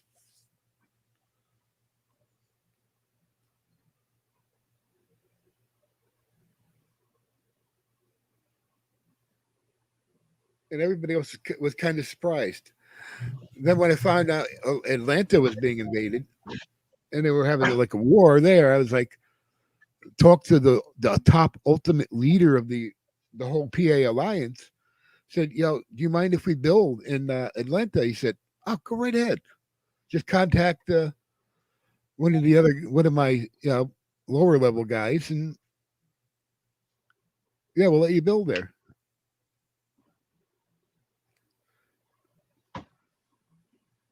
But it took us a week to get that set up. We were fighting. Anytime a base got blown up in somewhere else, it ended up in near our territory. We had to fight for days to get rid of the bases.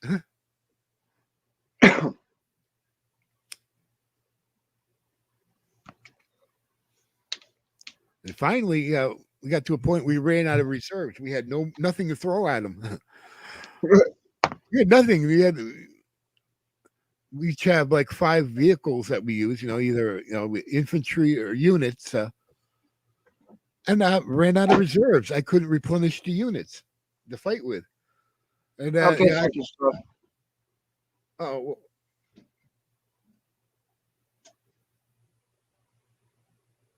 Oh, 6-star. That.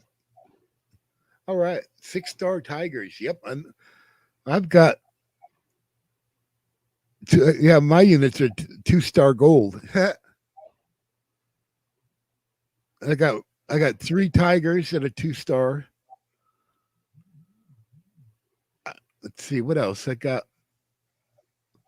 A rocket launcher unit that's insane, and I have a tank hunter unit. They're all 2-star gold. But the launchers, they're superior to anybody else's artillery. Yeah, we were comparing notes. Yeah, there's a couple guys that insisted on playing with like heavy artillery. They're like, my launchers can do the same damn thing, and they have more firepower, more durability, and they're like 10 times faster maneuvering.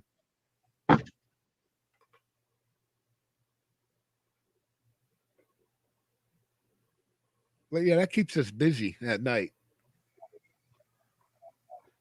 Sometimes during the day.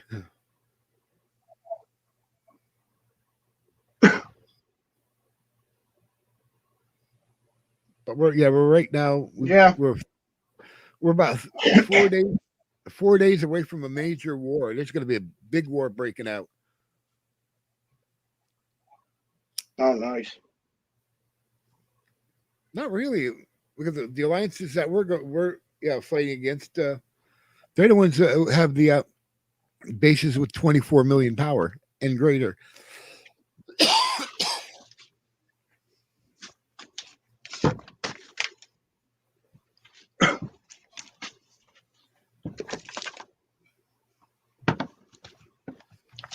That's going to be real fun.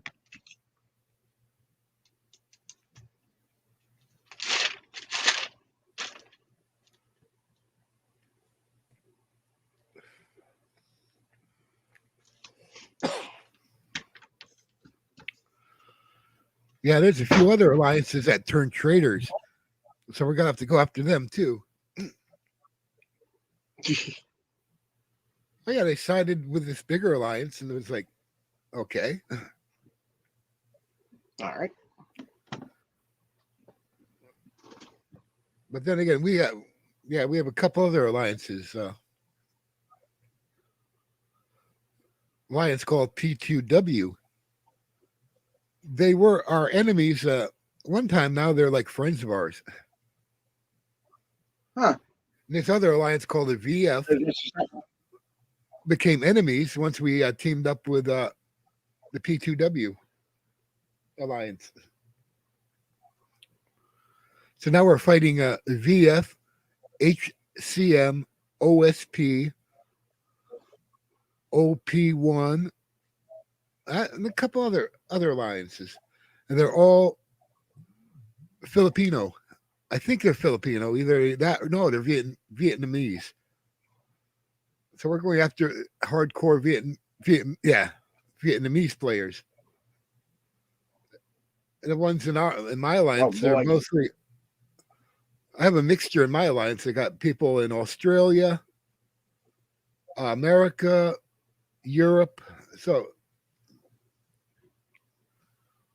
they were kind of like an international alliance. We actually did have a few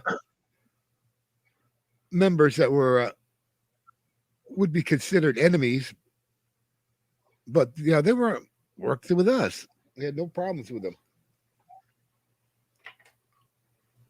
Hmm. But yeah, second story actually knows the game. I don't even know how many times my base got blown up. But oh yeah, a couple nights ago I had my leader base, which is like a lower power. It's only got it's only got like 2 or 3 million power. It's a lower level. But yeah, I had it stationed in Charleston.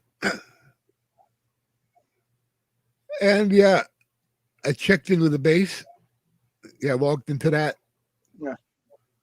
And it got blown up. I'm like, whoa, wait a minute. So I like contacted my dad right away. Said, we got a problem. But what this guy didn't know is that our battle bases were in Atlanta, which is very easy for us to move our bases from Atlanta to Charleston. So we both got into our battle bases. Then we dropped into Charleston, and next thing you know, there's 2 high-powered bases blowing it. Blew him up. Like I don't know how many. I think it took us like 2 minutes, maybe. I was like, yeah, it was funny. Yeah, he was just sitting there. It's like, yeah, we drop in with our 2 battle bases, finish them off, bang. So I got right now. I got 2 of my bases in Charleston, and I think I got 2 or 3, 4, 3 or 4. I think are in Miami right now.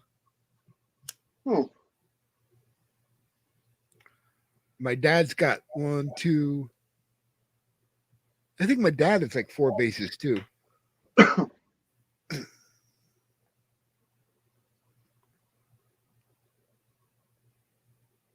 But yeah, my battle base, yeah, it's a level 31, which is a pretty high power. It's got 17.1 million power. Over 30,000 kills. I'm like, I'm ready. Somebody wants to blow up one of my other bases. Fine, blow it up. I'll just bring my other one in. I got backups. I'm like a Boy Scout, always prepared. Oh yeah.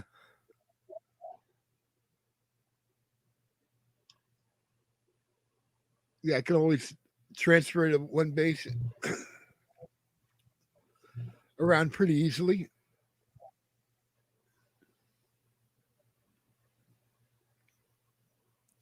But yeah, we had a couple small invasions of Atlanta. So our bases were sitting there. Hmm. It's easy. Yeah. Yep. It's weird. The bases actually teleport from one city to another. So it's like, it's like it's supposed to be like a World War II base game, but it's got the bases teleporting to different locations, different cities. So it's a little bit of paranormal mixed in. I forgot what that was. Yeah.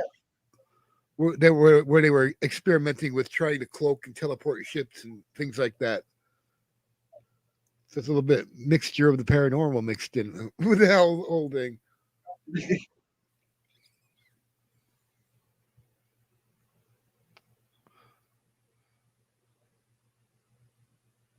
But yeah, right now we're trying to get another alliance.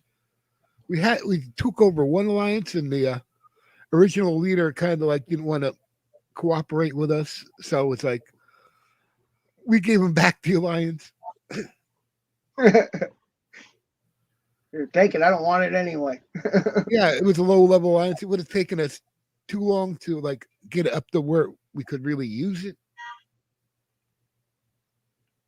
Yeah. So I was like, yeah, well, we let him have it back. It's like, no problem.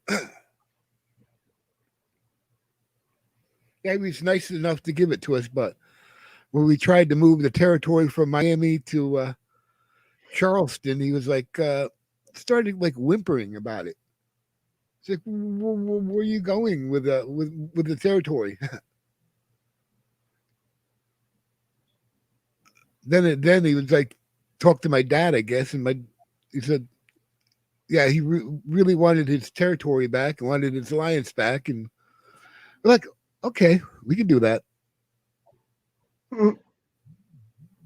but we need like what we call entry permits, or like little travel papers we need to go from city to city.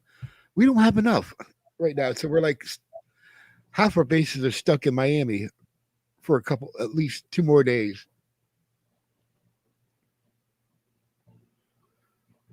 And then we got to lend 4 of our bases out to another alliance so they can build. So we're just waiting for the right time. Yeah. I don't know where we're building.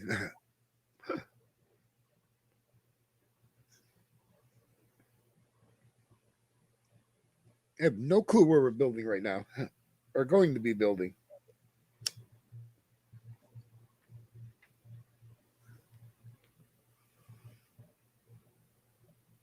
Well, that's enough about the game.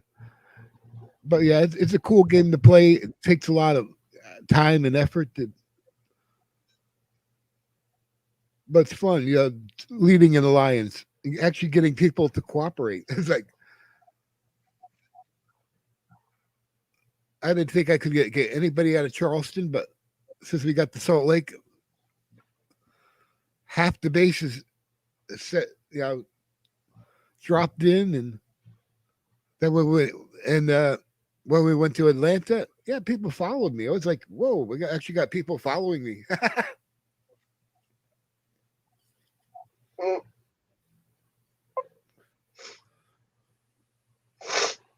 Yeah.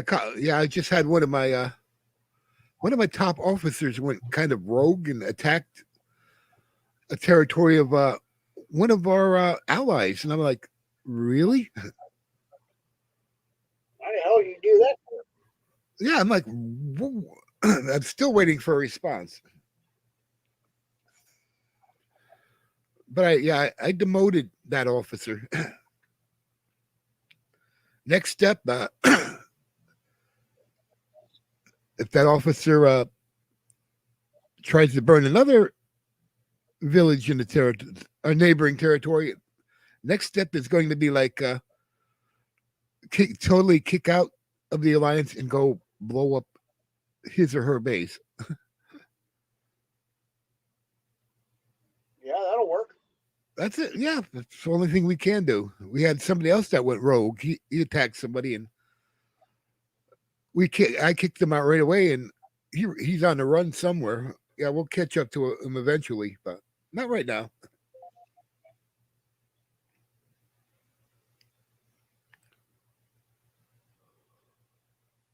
Yeah, I lost like 3 of my top officers to another alliance. It's supposed to be allies. They were supposed to only go over temporarily to level up the bases and stuff. They ended up staying there. I'm like, oh, really? You're going to abandon me? Jesus.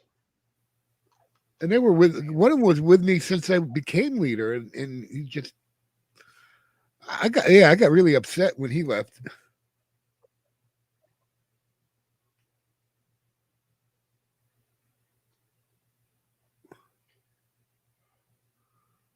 We've been doing that. We've actually found people that kind of live around here and trying to get them involved with YouTube and Twitter. And there's a couple on Twitter and there's a few on YouTube.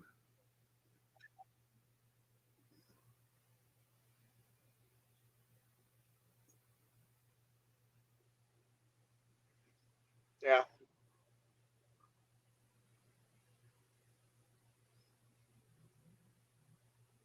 But it's something to do. Sometimes I get in the mood. I just want to blow things up. We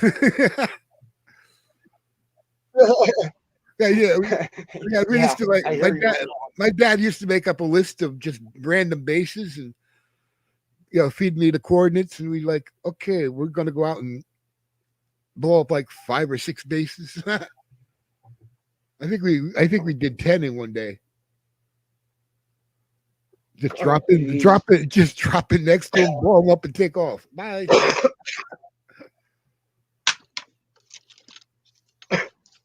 Drop in, boom, bye. Yeah, that's basically boom, bye. That we got. I think one day my dad like totally went out and just he started out going after one base and then decided to drive back to our territory. The bases, they can either teleport or they can drive. And of course, the attack units are usually follow. Yeah, they're either behind the base or go off in front of the base when it's mobile. So he was like blowing it. He blew up. I don't know how many bases on the way back. Yeah, he just kept putting the battle reports. He kept putting the battle reports in chat. I lost track after a while. He was just in one of those moods. He wanted to pull up everybody.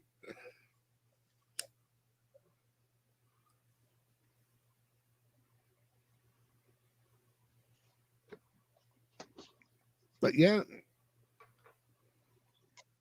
we definitely got. I think we're going to do a couple more investigations soon.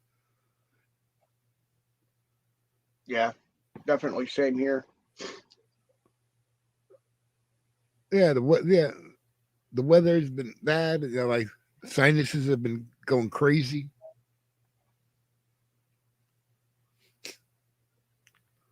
Mine have too for some reason. I don't normally get sinus infections or anything this time of year. It's too wet. Yeah. Normally I don't. I don't know. Every once in a while.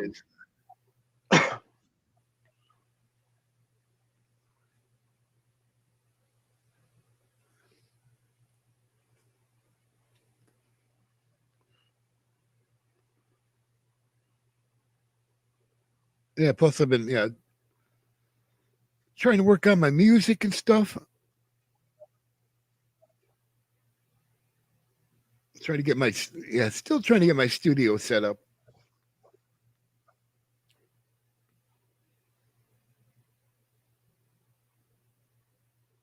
Yeah, I want to get going. Yeah.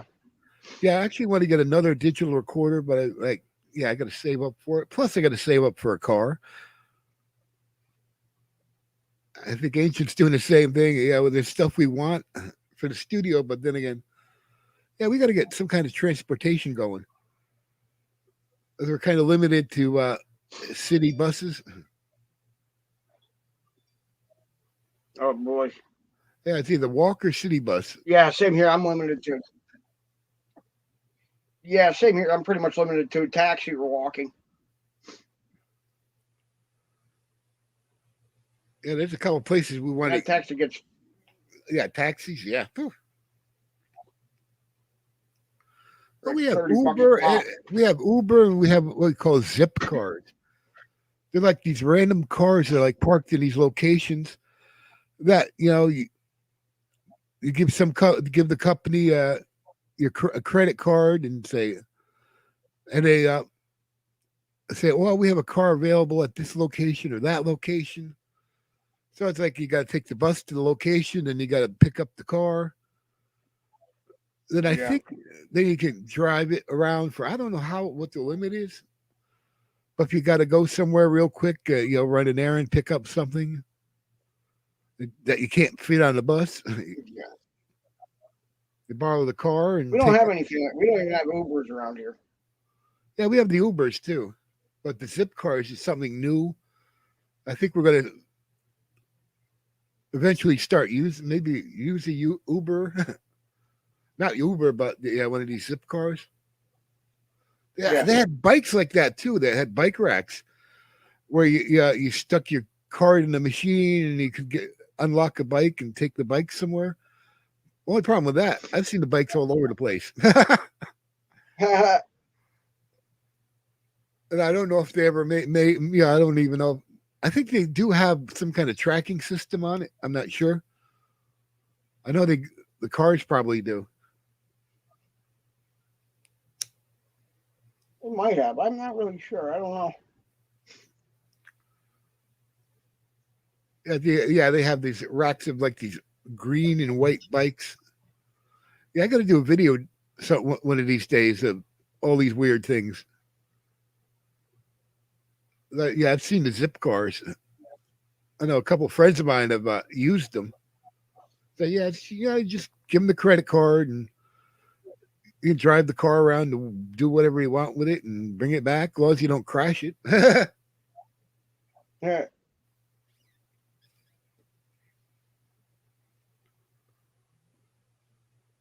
But yeah, I might do that. I might borrow one of the cars and drive it around the block a few times. You guys just see what it's like.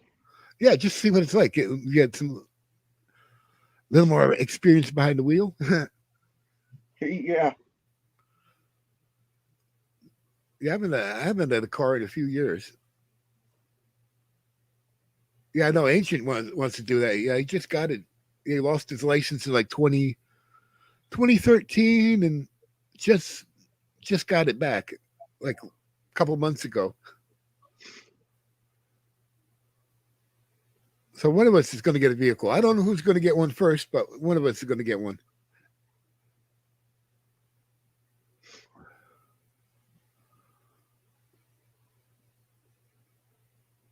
But we might. I think there's a couple cemeteries in Norwalk we want to hit, which is a couple towns down. But we can get there by train, really. We used to live in Norwalk at one time, so we know the area pretty well.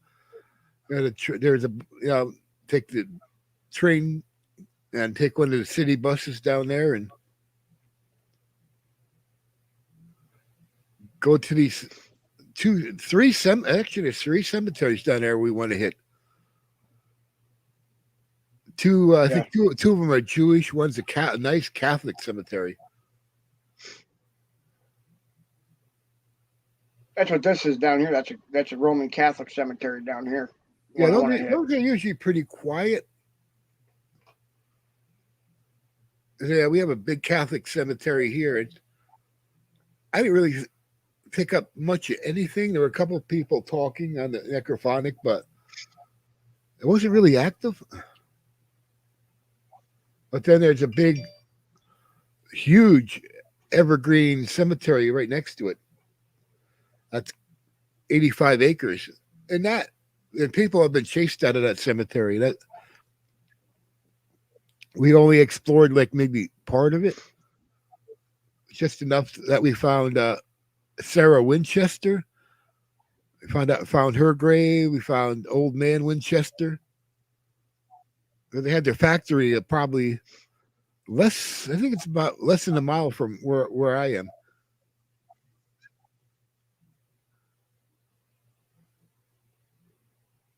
Yeah, part of the factory was demolished, but part of it was converted into sort of like a housing complex. And there's, I think, only one section of that factory that's left.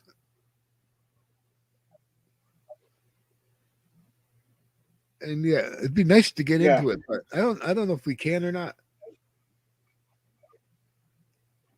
But yeah, we might just sneak down there, right outside of it, and try a necrophonic and see what happens.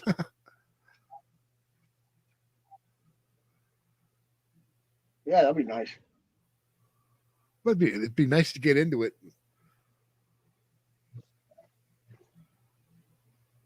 I think the only way we could do it is with some kind of a drone. Of course, that costs money too to get a good enough drone.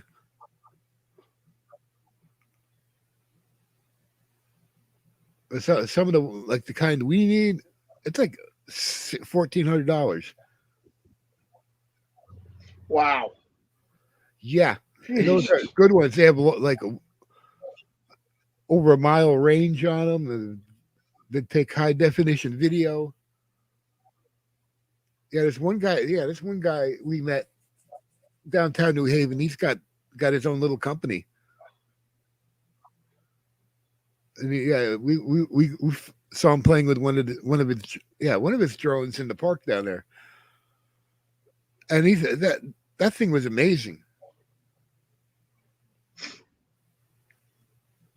But he said, yeah, he paid like $1,400 for it. But he's actually making money with it. There's some buildings.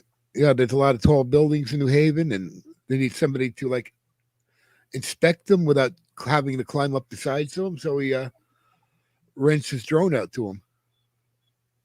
Takes all Oh, the high. nice. It takes the videos.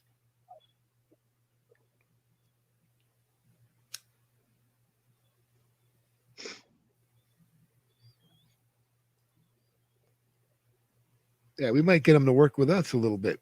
There's a couple areas that there's like a 300-foot cliff we want to explore, but we really don't want to climb it. So yeah, we could probably. I don't blame you. Well, we're gonna climb it. There's actually a trail that goes up one side of it that they said was pretty easy to get to, but these people, they were like mountain goats. They could be like hidden caves, other things in that cliff face, and it'd be nice to get a drone there just to map out everything there. But yeah, we have two large cliffs. We have East Rock and West Rock, and they're huge. Like 300-foot tall, sheer cliff face. I think at one time they might have been extinct volcanoes. I'm not sure, but they haven't been active in like probably a million years. And there's one group of people, they decided to settle on right on top of one of them.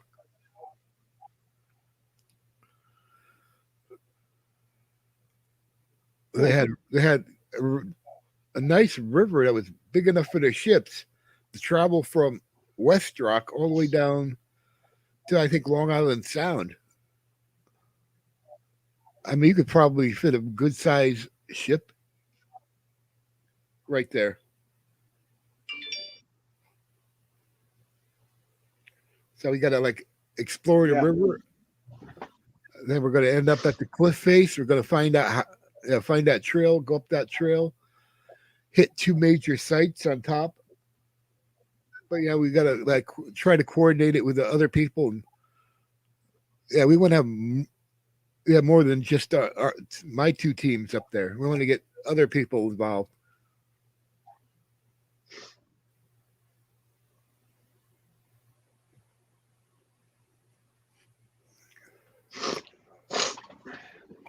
Well, I have to get going. I got 9 minutes before I have to go on.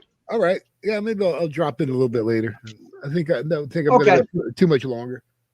Yeah, I've been on for like I've been on for like 2 hours already. Oh, 2 hours, 4 minutes. Oh yeah.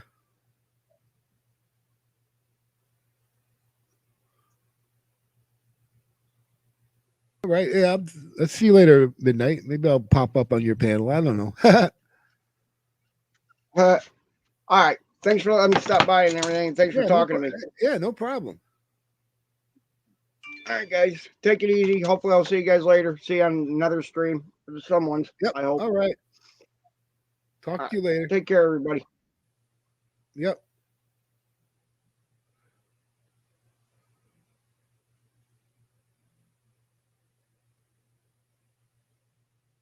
All right. Now I'm back on the panel by myself.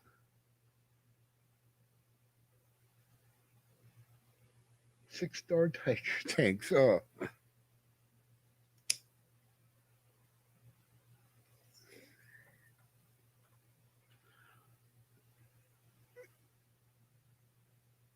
Yeah, I've been on 2 hours, 5 minutes so far.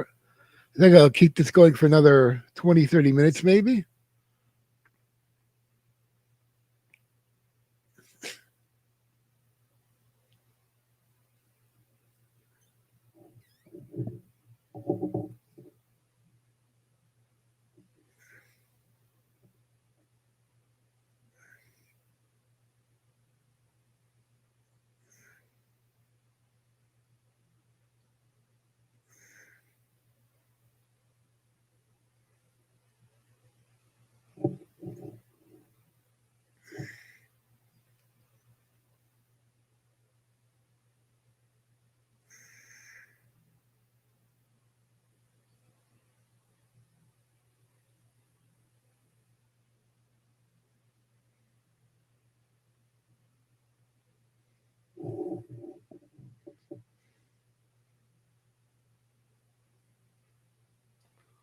Oh no. Yeah, now my dad decides to drop in.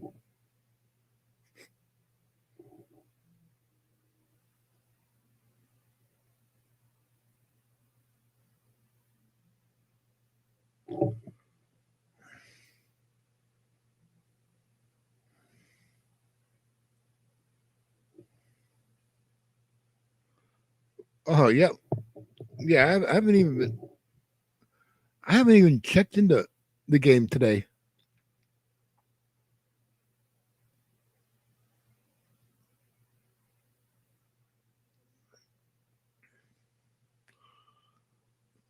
Yeah, yeah. I got lower level officers that can handle the game. They don't really need me, except for when I say, we're gonna go into battle and like rally the troops to get them ready to go. And but yeah, right now, yeah, we're just leveling up our bases.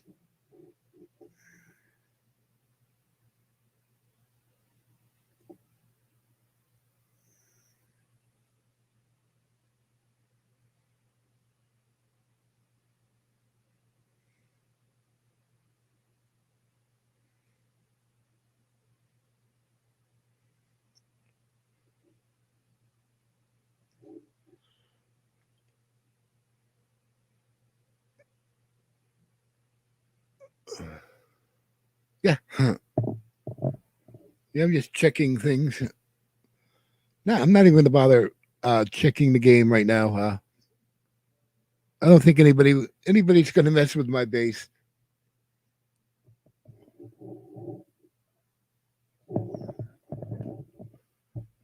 Maybe they will. Maybe they won't.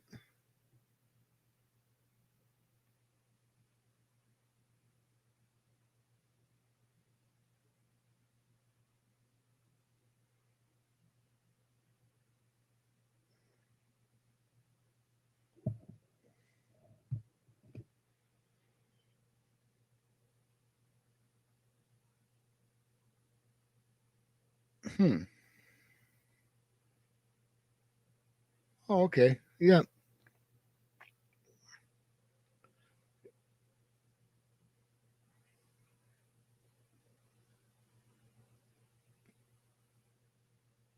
Yeah. I think I'm still short one gold, 1 2 star. I'm not sure. Yeah, I haven't checked. I think it's one of my Tiger tank units is only 1.5 gold stars. I can't get that one. I can't get that one up to 2 stars. I don't know why. But my dad, he's only got one. No, you got 1 2 star gold. You got the rocket launchers.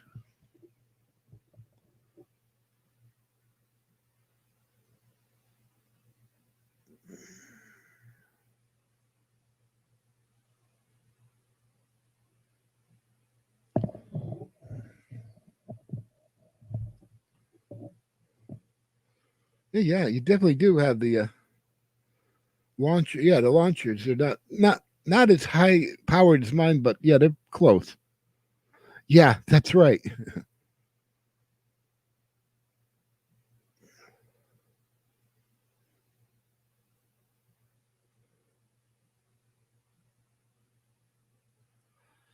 Let's see. Well, yeah, we'll go another 15, 20 minutes. Then go check out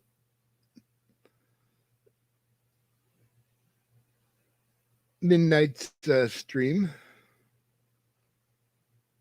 Of course, my YouTube is lagging,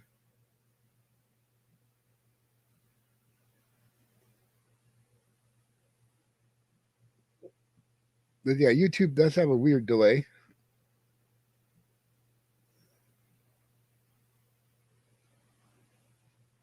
I think it's caught up.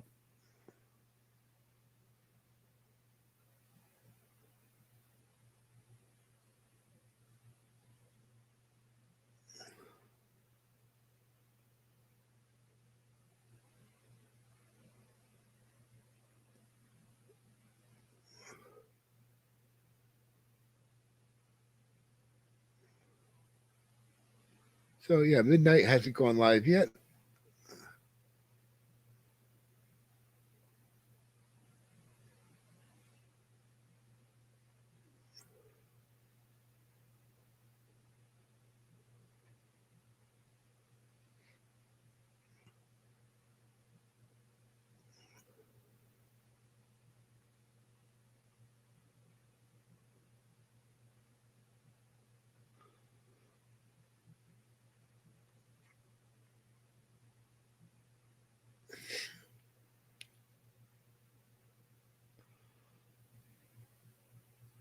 Yeah, next I think next time I go live, I might play my guitar.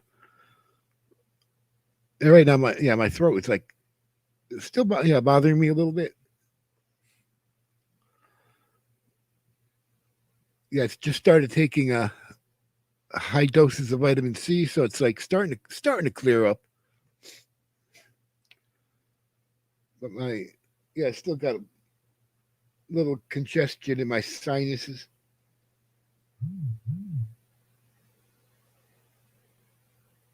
Okay, good. My Nightbot just put in a link for Team Bigman. They're kind of like, yeah, they're lurking somewhere. Yeah, they still got to put together a video. I still got to do a Sims 4 video. Yeah, I recorded a lot of segments, but I haven't put things together yet. Edited. Yeah, some words I have trouble pronouncing. Edited. I don't know why I can't pronounce that. Maybe because I don't use it that much. At least you type it out.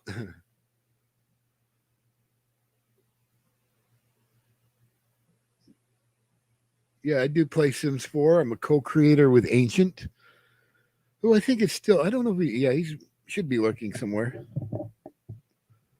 I think he's still here.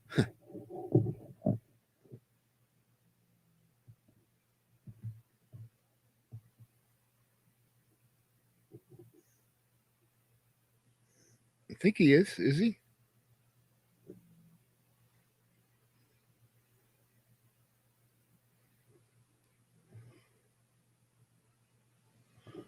I think he is. Where is he? Is he here? Oh yeah, of course. Yeah, Ancient's working as usual. Well, yeah. I think maybe next week. I think he's going to come up on panel. Do a couple streams because he does know a lot more than me about certain topics.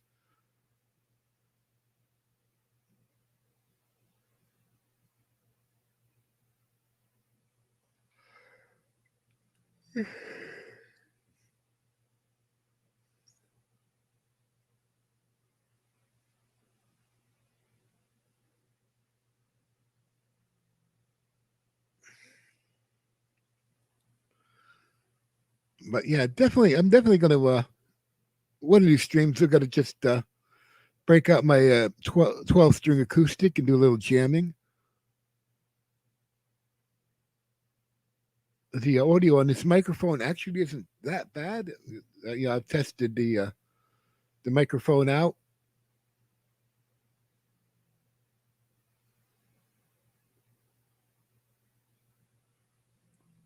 So yeah, I can play acoustic, just normal acoustic without any problem.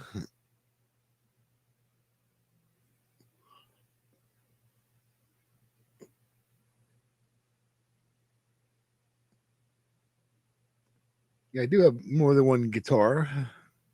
I have a few. Ancient even dropped off one of his guitars. Got that working in the studio somewhere. It's somewhere in the studio. I think it might be on the guitar rack. Yeah, it was $180 guitar. He picked it up for $9.99.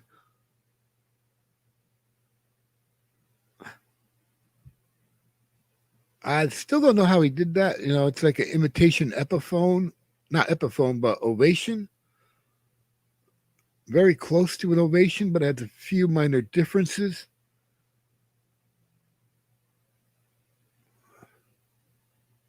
I think, we're going to modify that guitar a little bit.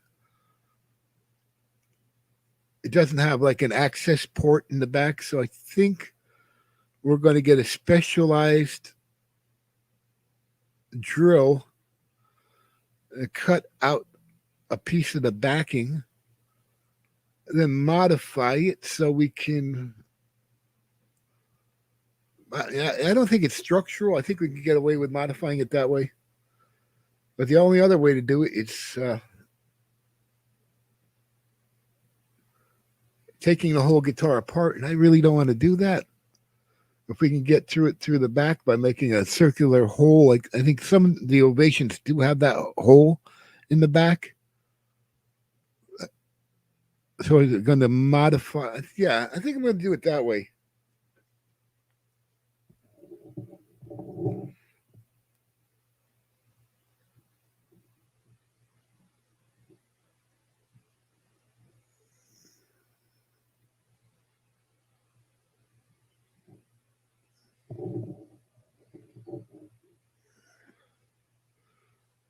Yeah, because the it has yeah, we're definitely going to have to get inside that guitar.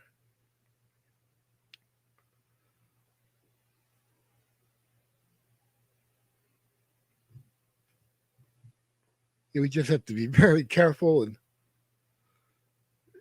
I think there's a specialized hole saw that we can use. We don't really need a big that big of a hole, but we do need one in the back, and yeah, we can just patch it up with a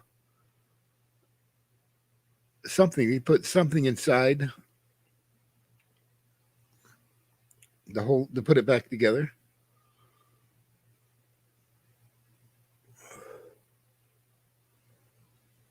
Yeah, that's one project. Yeah, we do. Yeah, we do work on guitars. Yeah, I have like 2 or 3 guitars that I totally repaired.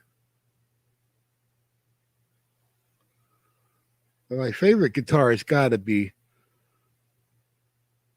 the God. I forgot what it's even called. Yeah, what is that guitar?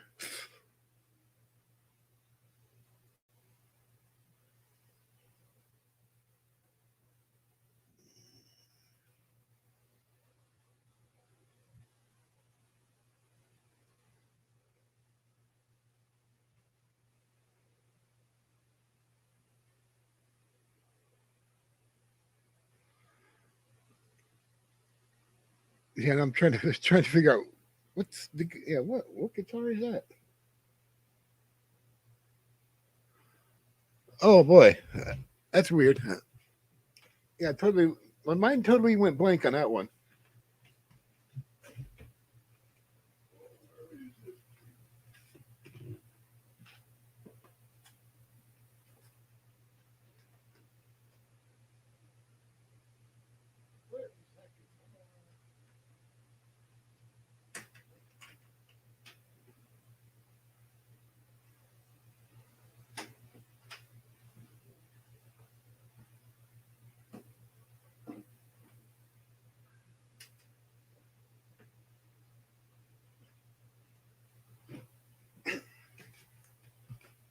Oh yeah, okay. Yeah, actually haven't played that guitar in a little while. It's called the Fernandez Revolver. Fernandez, I think. Yep, something like that.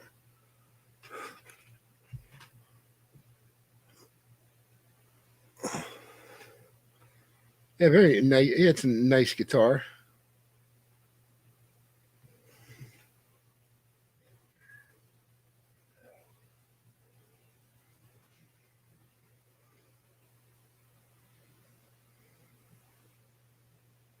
Yep, Fernandez Revolver.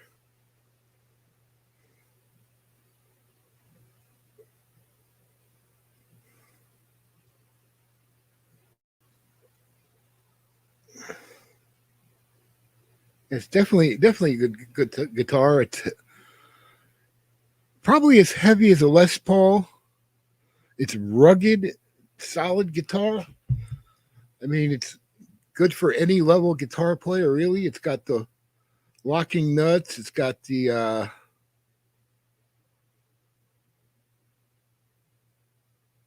whoops, I can't even remember all the parts on it, but it's got some pretty impressive parts on it. The whammy bar and all that. Not that I used the whammy that much. I think I only did it on one song so far. That was a little duet I did with my dad on Ghost Riders. But yeah, we will be doing some more recording.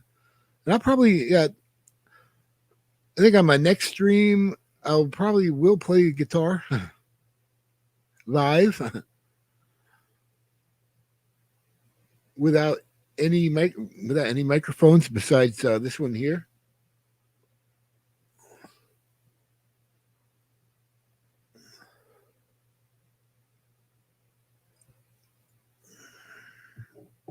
Yeah, we definitely will. Yeah, definitely will be doing that.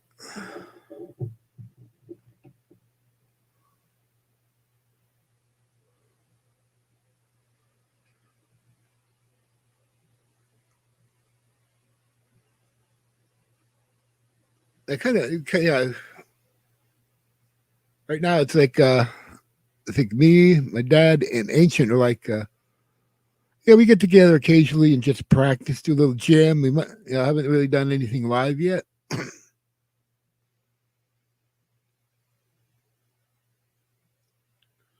think I will. Yeah, definitely do that pretty soon. Yeah, I actually thought about doing that today, playing guitar a little bit, but yeah, my throat's not working right yet.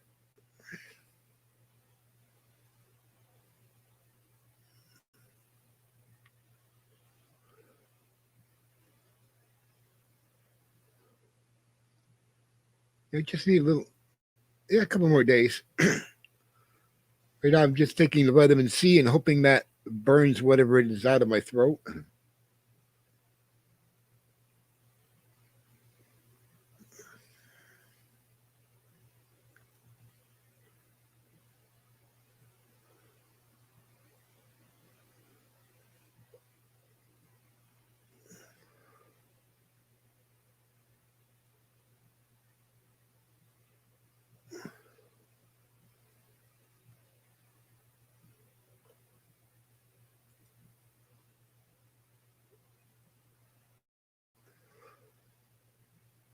And it's yeah, this one singer I follow on YouTube, and she's got a new song out. I might as well drop her link. Her name is Andrea Mountain. Very good singer. She's like a lead singer of a band called the Iron Cross.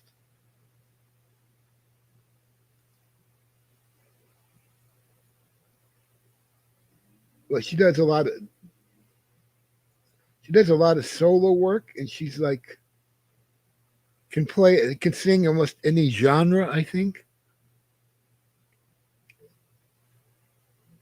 She actually surprised me with some of the songs she's come up with. I mean, she's done Whitney Houston, Cyndi Lauper. She's covered a lot of stuff. I'm like really impressed with her. But she does solo stuff, and she just put out a new music video.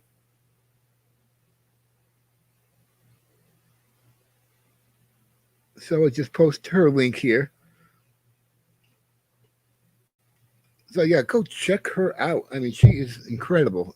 She's a Romanian girl. I think for a short time she was like a gymnast. She kind of didn't do that good, but there was actually someone with another Andrea Mountain who was a gymnast. I think still is. But yeah, I'm like really impressed with her.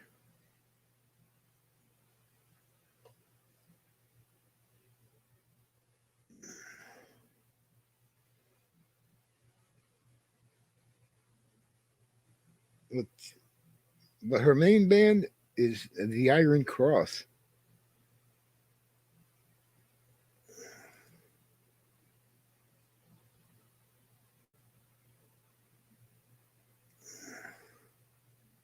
But yeah, definitely check out Iron Cross. They do a lot of metal songs, and but Andrea is their lead singer, so it's a little bit weird hearing a girl, yeah, doing Zeppelin and all these other songs by all the covering songs by all these other rock groups, but they do a lot of original material too. But you should really check them out.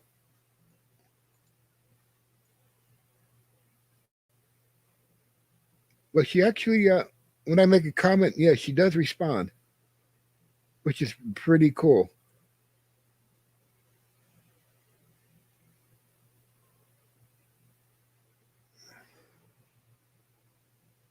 And of course, Nightbot drops in Team Bigman. Okay. But yeah, check out Andrea and check out the Iron Cross Band. I really want to jam with these guys sometime.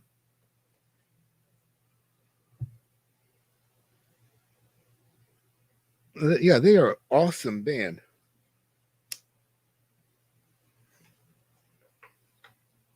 Let's see, anybody else I can drop? Any other?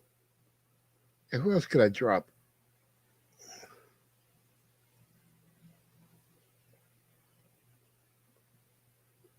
Yeah, there's another band. Oh,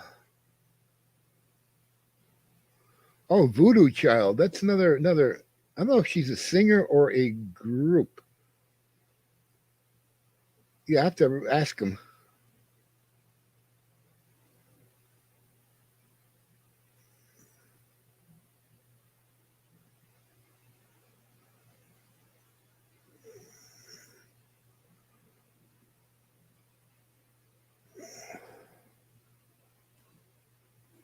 But yeah, well, definitely check out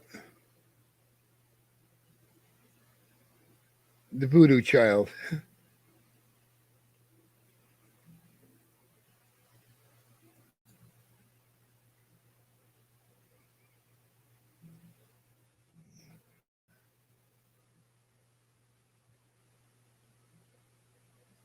Andre Andre Serbu is a very talented guitarist, and he plays with Andrea when she does her covers. He's also one of the guitarists in the Iron Cross band, and he's also works with Voodoo Child. So he's got definitely got more work than I do, which is kind of funny.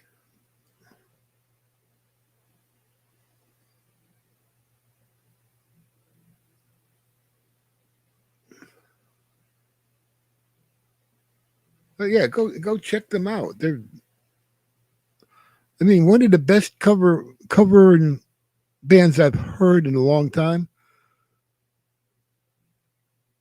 Yeah, my dad used to drag me around to see a lot of different bands. He's actually got a lot of friends that are like professionals. So there's Ancient. Was a roadie for a couple years, so he's worked with a couple bands here and there. But this band, they're like very impressive. I mean, they really take their music seriously.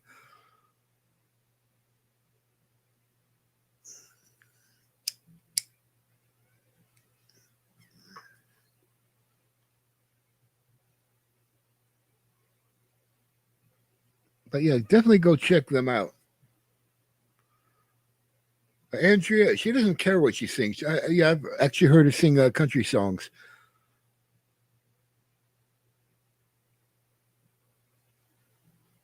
and that's really impressive.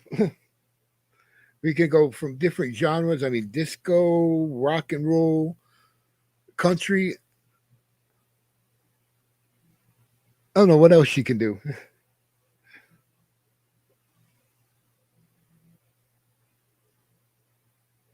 Yeah, I don't know why they're not more famous. They should be. They do have originals. I mean, they're like a really tight band. A lot of bands. I mean, they get kind of sloppy after a while, and they're better off listening to the records than to going to see them in concert. But this band,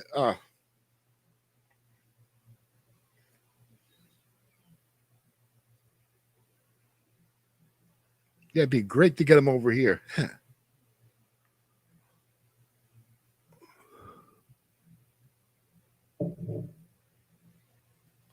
Yeah, definitely go see him in concert.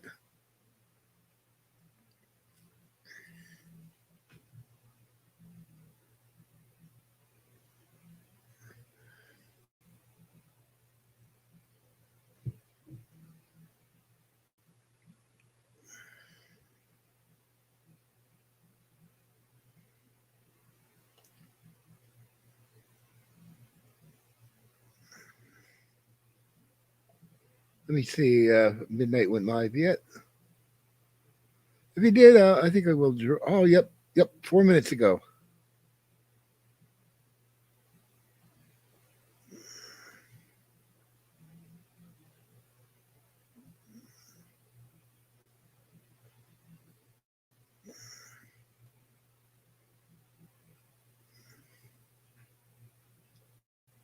So let's see. I'll put that in there. Yeah, there's Nightbot again. So I'm going to end the stream, I think, pretty soon, maybe a couple more minutes.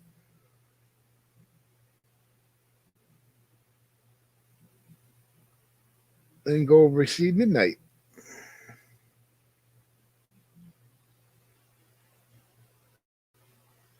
If I could figure out.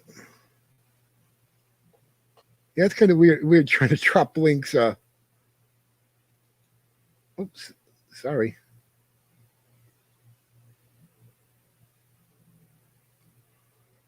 Oh, yeah.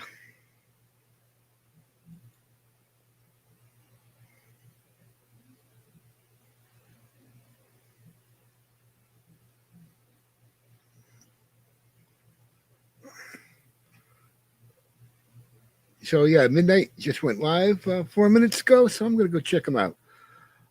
Thank you to everybody that's dropped in to see my video or my live.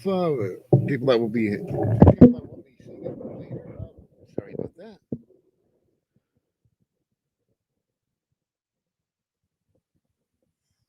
Well, I'll talk to everybody later. And I will come back. I don't know when. So, and we'll be doing a little jam session here when my throat gets just a little bit better. I think another day or two, I should be all right. And yeah, that's Midnight's link there, Pinky. Should be there. That should be it. Yeah, it's okay. Yeah, I'm probably going to pop up on his panel for a little bit. Then I think later on, another day or two, I'm going to do a little jam session, show you what I can do on guitar.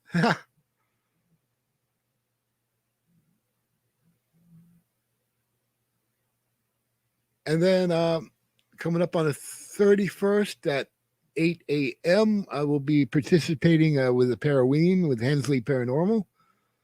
So go check him out. There's, I think, 31. There's supposed to be 31 people participating. And I got the 8 a.m. shift, 8 to 9, something like that. So, yeah, I will be doing a necrophonic session and also interrogating one haunted doll. She will be in the spotlight right next to the lava lamp. So the lava lamp will let me know if there's anything bad.